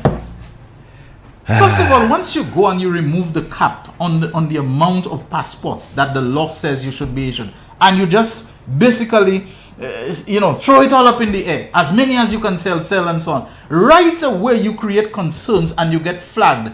How can you maintain the stringent, the meticulous, the scrupulous security that you're supposed to maintain when you are issuing so many passports in a year? The 500 was meant to be a figure that you can manage, that you can due diligence upon, due diligence and so on. How can you do that? Yeah. So right away you do that. So when they want to come and ask, Ernest, where's the funds? I think you properly should ask, Alan, where's the funds? That's right. Yeah. Go ahead, Terence. What's that? We have a call on the line. Oh, we have a call. call. Yeah. Let's take a call. Okay. Yeah, caller, good afternoon. Real issues. I hope you guys are 3 o'clock now. Good afternoon, Shelton. I didn't mind the waiting, because when you have the master on the line, what else would do but to listen? Yeah. How are you doing? Good afternoon to you. Good afternoon to Mr. Felano. Good afternoon, sir. And good afternoon to Real Issues. Let me say something. No, hold on, bro. I gave Senator Jawahi your number, and she said she tried to call you and she didn't get through. So I don't know why is that. Oh, okay. Okay. All right. Well, I'll look after that. I'll look into that just now. I'll check my phone. Okay. Sheldon, they have had a lot of conversations all about. For my part now, I do not want to hear anything. I do not want to hear about Shastni. I do not want to hear about Honorable Philip J. Pierre. We have 17 constituencies. We have 17 candidates. I'm looking forward to put us for the Prime Minister to put an end to that. On the 25th, I'm looking forward for an announcement. Let's dissolve the House and let's start afresh. Let me see where Shastni has to go. That's mean right now. Enough of talking and Shastni, giving Shastni value. Mr. Prime Minister, we have 17 candidates. Dissolve the House and let's start afresh. That's my take, Shelton. And have a blessed afternoon. Thank you very much, my brother. You're welcome anytime. Yeah. Terence, I get it. Don't wait for me. Yeah, maybe another call? No, go ahead. No, well, okay. Yeah. We never got a chance, so I know it's heavy, so we come into an end. But let's go light. Our girl, our queen. Julian. Didn't we just play that? Yeah, we did, but we never got a chance to comment. Okay, go ahead. And I never got a chance to. Normally, I don't do hero worship, Shelton. I am not into that. This is big. But oh man, according to a friend of mine, man, you know that gold and silver, and I really appreciated the silver because it came from a place she had to dig deep. Yes, indeed, because she looked like she was falling away, and she figured, boy, I cannot let my country down. Indeed. And because of that, I'm going to march on the 25th, but I have whatever celebration is planned, Sheldon, I think I have to be part of that because to show my appreciation to Julian Alfred for what she has done for this country. You still have some sprinting ability in you? Well, I would say, during that walk at a certain point, even if it's 100 strides, try something. Yeah, try a little something. Man, don't go too much. Now some people get disgusted now. Yeah. It almost didn't happen, A stipend of $150 US, you're taken away. Yeah. And the argument is we took away the 150 to give 1.5. To give 1.5. An invisible 1.5 that nobody can find. You wonder about the record of that. And I mean... It was all part of the typical vindictiveness, going after Minister Sean Edwards. Minister's account. You needed to send him to jail. Yeah, everybody they want to send to jail. And you're all over yourself, fighting all yourself before the girl wins a little race. You're on your page. Congratulations. A man buy a vehicle, you have all the records of he purchased a vehicle, purchase it. But you're there out there to this day, so many years later, making people believe that the man stole the vehicle or that he bought it with government funds and embassy funds and high commission funds, and he was trying to fasting and so on. But Julian almost didn't happen, but we are thankful for all those Twatine and all those who played the part, all those who had the foresight. Yes, somebody says that petty. I heard somebody in the program saying, you go to Parliament now about 150 US. Yes, it is something. She was an amateur. She couldn't be given more. And Honorable Sean saw fit to give her a little sustenance. She could buy some sanitary napkins and look after herself. You know, as I said, the sanitary napkin. You know, when Philip J. Pierre, when the Prime Minister passed the little legislation to free up this, people laughed. Yes. But they do not understand what it is for. Was it period poverty? Yes. I run a school with girls. Yes. And I'm going to call a business establishment now. I hope you all don't mind. Renwick & Company always had this you used to come to talk to the Form 1s, etc. And when they left Shelton, when the facilities left, they used to leave a big bag of sanitary napkins so that the councillor... They understood. But Shelton, there are children who couldn't afford. And sometimes in the class... This is the thing with a lot of people. Because they have, say, a regular job and they're able to afford this, they tend to lose all sense of empathy with people. That's right. They don't understand what it is like that there's some people. The bread and saltfish you go down even at a low-end, low-price restaurant and you buy it and a cocoa tea in the morning. There are a lot of people just cannot afford that. They cannot, right. At the end of the day. So don't look down on people. And this is what is so special about Philip Joseph Pierre. You understand? That no matter how much success this man has found in education, in a career, in his own business as a self-employed man, Philip J. Pierre has never forgotten and been out of touch with the everyday travails of ordinary people. And he maintains this kind of heart for them. This is what they think. Not this kid who was born with a silver or golden or diamond spoon, who lives high on the hog, who is highfalutin, spending the people's money as if there is no tomorrow, going on expensive junkets for 2,000 pounds sterling a night. All these kind of things that this guy does, takes our money just to play Go Coco and to show how successful he is as Prime Minister, giving away, and is always to other people who rich like him, white people, foreign people, he want to play this kind of, big shot kind of thing on the people because your father won't let you play it on his money because he knows you'll run him bankrupt, and you have people coming there and they tell me they're ready to crucify people for this guy. Ernst & Young, 15 million. I mean, that's a crime in itself. Are you more competent and brilliant than John Compton? Compton believed in the staff of the budget department and the finance department, the Zenith James and whoever it was, when they felt, who brought down Dwight Venner to St. Lucia? It was the Labour Party that brought down Dwight Venner. When they felt they needed a higher level of competence. The man was a lecturer at the UWM, and they brought the man down and so on and all of that. He trained the people in the department, but there was a time when Venner decided it was time to move on and he got Eastern Caribbean Central Bank. There was a competent core of people that John Compton and whoever else came after him, they had the faith in those people. Kenny Anthony. It's only you who feel that the ordinary St. Lucian people, the Claudius Emmanuels and Valerie Leon and all of that they're not good enough for you. You have to throw them aside and bring in Ernst & Young. $45 million. I mean, come on. Wasting people's money. And wasting it in a racist context too. Because the people who you make the beneficiaries of that kind of largesse is almost always white people. He's almost always, he's almost always foreigners. He's almost, this is the kind of people Alan just likes big name association. That's right. Big name association. But the substance of what he's getting, he does not seem to pay any attention to it. He just wants to know this budget was done by Ernst & Young, an international brand name in accounting, this kind of thing. Ambassador Nancy Copel, is insistent that that is a crime, you know. Of course it has and to be. that has to be taken up because it has to you be. have sidelined civil servants who get paid.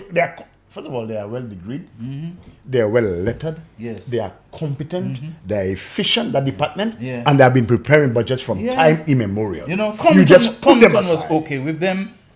Kenny Anthony was okay with them. Von Rys was okay with them. Stevenson King was okay with them. Everybody okay with But them. you come in and you except, just on your high horse. Yeah. They're not good enough, Yeah. and we go to prepare. And almost immediately did it. It's not to say, well, okay, I came in 2016.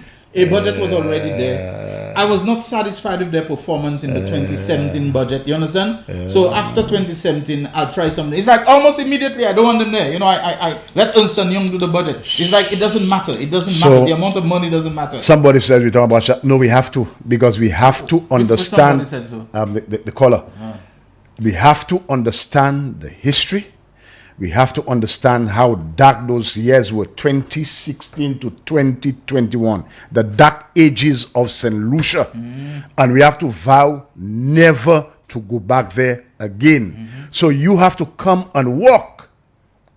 Come and walk. Show solidarity, because we are never going back there. I think there's a gospel song, you know, I ain't going back. We are not going back to that, to these dark ages, where a man can issue 2 Pajoa letters. Yes. $176 million. Yeah. You have bypassed the Parliament of St. Lucia, and you're soliciting monies as a charge against the consolidated fund that we know nothing about, we have not voted on. Yes. For whom? To do what? Man, these are crimes calling out for vengeance, man. Calling out for justice. And you know something? The whole Gaspia, when they whistle, they call you Gaspia. The whole Gaspia behavior of Alan Chasney was manifested even in the man coming to work in a government vehicle and leaving the government, the vehicle the AC. idling with the AC on for a whole day. You know?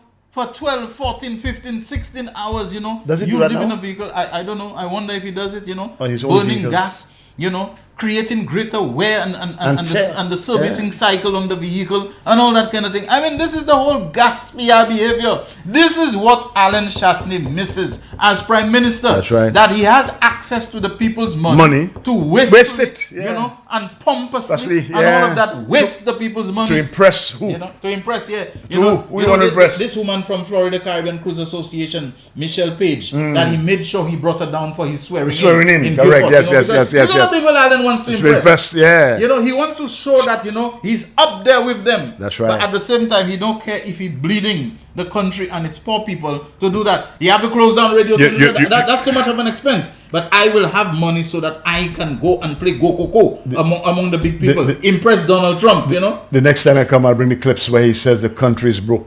Yeah. Two weeks after the pandemic, you know. Yeah, you know. The country is broke. We have no more money. The country is, but the country must be broke. Because, let's leave that alone. We taking another call? I don't know. Jaquan, what is your guidance there? Yeah, people are on. We have one? Caller? All right. Incoming call. But we're not going so long, you know. The next DJ who's supposed to come up must be vexed, you know. Shelton. Yeah, hey, what's up? You're on the air, go ahead. Yeah, what's up? Yeah, yes, it was Israel that sang the song. We're not going back. Yeah. We're moving ahead. The past is over in you. Our things are made new. We're moving forward. We're moving forward with Philip J.P. Shelton, after I hate to where people who support the SLP talk that nonsense of when I want to hear the announcement of calling elections. Shelton, that is not a language we should be using. I agree. That is a UWP nonsense. We should not be using. My friend, elections was called on the 26th of July. 2021. Correct. In August of 2024 is not 5 years. That's right. It is not 5 years. How you expect to have the Prime Minister announce you want the Prime Minister to dissolve cabinet and call elections? Foolishness. No, that is a flabbo thinking, my friend. Foolishness. Yes. So we have 5 years. And that's not sure of itself. That is not confident. That's what they want. Yeah, that's not confident, you know. My friend, let us allow the Prime Minister to be the one to make the call when the time comes, and that time is no less than 5 years. And we have and work I to think do. the Constitution makes some extra space for, Yeah. you know, We have Shasney work wanted to to go do. 6. Yeah. How you all want to? Okay, he called the elections in August. Bam. We lose it. What you all will say? Oh, we didn't finish the hospital. Oh, we didn't do this. We didn't do that. And then you all started to sit and regret. No, I am not one who lives in regret, my friend. That's right. I don't want to live in regret. I don't want to say only if we had. No. The fact is there is work to be done within the 5-year period that St. Lucia has entrusted us with. The people has given us a time of 5 years. The Constitution says 5 years, barring any other thing. My friend, we need not to help the Flabos repeat that chorus, that nonsense of calling elections in August of 2024. Okay? D'accord. As a laborite, my time is 5 years. Mr. Philip J. Pierre, you have 5 years to do the work that you were called to do. By reason of strength and thought that St. Lucia's realize you have done and you're doing something good, they will extend you again to another 5 until you yourself say, I can't go no more. All Stop right. that nonsense. We're moving forward. Thank you very very much, Shelton. Thanks a lot. You know, we have to wrap up the real issues. We've Unfortunately. way past the time that, we've ever been before. And, Jaquan is trying to smile when, we look at each other, but I can tell you his face looked like it beats up a little, I'm sorry, Jaquan, for throwing off the programming. The television people have probably disconnected from us because I don't know, their programming and so on really has been planned beforehand. But the Facebook Live, they're steady. Yeah, they're steady. I want to thank you, Terence. Only you could have driven us, to that time. So let's just make a secret little covenant, so secret in everybody's ears. That once Fenelon is here, that we know is whatever time until 4 o'clock that we go into. But thank you so very much, my brother. Parting words from you. Oh, well, it's a pleasure. The next time you come, we have some stuff. We have a lot of stuff. We had to touch on the goodies, the very goodies of the present government. We have to touch on the crimes. We have to articulate all the crimes of the Alan Shastney-led administration. From the breaking down of custody, Bonche, Salah, bricks, custody suites. We will discuss these things. And to him say the country is broke. Country, and he couldn't even. but yet you behaving in that kind of fiscally wasteful, profligate way. Is the kind of thing, So we're going to touch on those things the next time. Friday is not a nice day for me. I like my cool out day. But I promise you I'll be back with you next week. Okay. And we will we'll touch on some of the issues as we prepare to walk for progress. The walk of progress. Yes. Oh yes. Yes. I don't know why as we go. There's a passage of scripture in the New Testament which quotes something in the Old Testament. It quotes, Paul is writing to the Romans and he's quoting something from Isaiah. And he says in Romans chapter 9 verse 21, and as Isaiah said before, unless the Lord of Sabaoth had left us a seed, we would have become like Sodom and we would have been made like Gomorrah. I don't know why that has come to my mind. Yeah. Unless the Lord of Sabaoth had left us a seed, we would have become like Sodom and we would have been made like Gomorrah. I don't know whether I'm thinking of July 26 and so on, that unless we had been blessed in some way with a change of government, with a removal of what was there, we can shudder to just contemplate what might have become of St. Lucia, the trajectory on which it was on. And I'm telling you, UWP, the plight that you find yourself in now, being adrift, rudderless, aimless, directionless, amid waves and tempests and storms and tides and currents that are hostile to yourself, is a course that the country, I think, was on. But overwhelmingly, the people, including UWPs, made a certain decision. I can't be only Liberites who made that decision. Impossible. The scale of that. It had to be a lot of UWPs. And if you don't believe me, just think of Miku North. It and the Liberites who suddenly increased in number and there became so many of them. They found a man they could have rallied around who finally told them we don't have to be stuck with tradition and with the past and with habit and this kind of thing. And I'm saying this, if I am right, because I can always be wrong. You UWP people who love your party, you are not doing the wrong thing. You are not doing a wrong thing to love your party, to be loyal to the tradition, to the history, to the legacy. But your party has been hijacked. Your party has been supplanted. Your party has been subverted.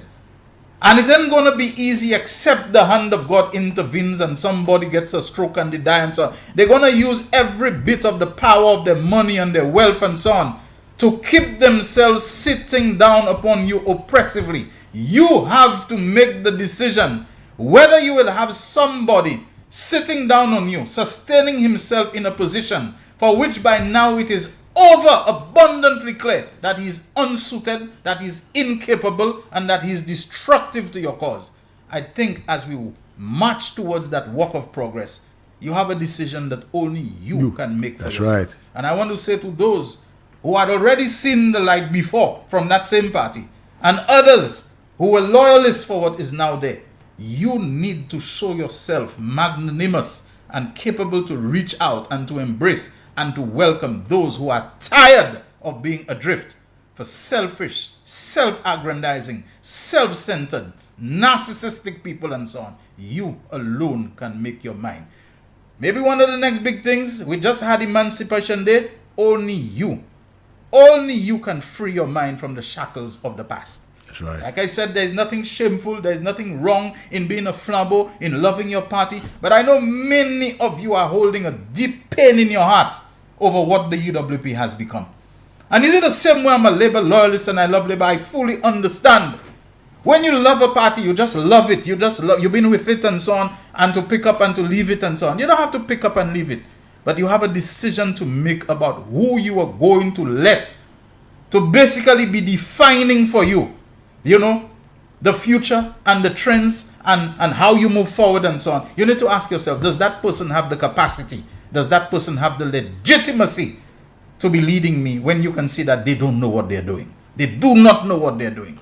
Terry, I've given you the last word, but if you feel there's anything you want to say before we sign off, you're welcome to. Perfect. I just want to tell Temedi Nestor, Pavan Mojiwa, we have feel habited, now with Moji. Folks, see you next week. Yes. Hopefully, I mean, it was not scripted. We just flowed, Shelton. Yes, of course. And that's the way to go. We speak from our hearts. Mm-hmm. We love our country. Yes. I have 3 grandchildren. I have to fight for them. Of course. I have to safeguard the future. Mm-hmm. I want to see that debt go down. Mm-hmm. I want to see the country in good hands. I want to see the leadership. And Philip here, I think I was a leader in my right. Somebody will say yes or no, my staff. Mm-hmm. I was a leader in my right. I'm seeing good leadership. Mm-hmm. I'm seeing a man who is fiscally savvy and prudent, responsible. You understand? I'm seeing men and women who are trying their best to ensure that things go well. I see Auntie Emma, Sean, all of them. I could see a light. They are trying, they're working. Of course, with everything, human feelings, human frailties, sometimes they may slip up. Yes. But it's not to the magnitude of corruption or theft or anything like that. You understand? Maybe we figured they could have put a road there instead of there. These legal things. And we have to tell our people, you have to be patient. One day at a time. One day. We can't do everything one time. But when we march, when we come together, we give encouragement and say, yes, you are on the right path. We are with you. And let's continue walking in the correct way. All right? So see you next week. My people, all right. Leadership matters. And you don't need to do anything but just hold your hands like that. You know, people were measuring a hospital by doing that with their hands to see if the doctor... You don't even need to put your hands there and open your hands. Just the do Laura. that. And do a little weighing and say, when it comes to the effectiveness, when it comes to what you consider to be, you know, the genuineness of leadership, on which side does it fall? I'm not anybody which one should be right or left, but just do that with your hands and say, leadership matters so much. Where do you see good leadership, beneficial leadership, required leadership, sustainable leadership? Where do you see it being practiced? Where do you see it being manifested? Where do you see it being maintained? Substance. Shelton Daniel signing out. Adios. Next week. The man, the voice. Your hero is back. Raw facts, no fluff. Shelton Daniel is here to deal with the issues.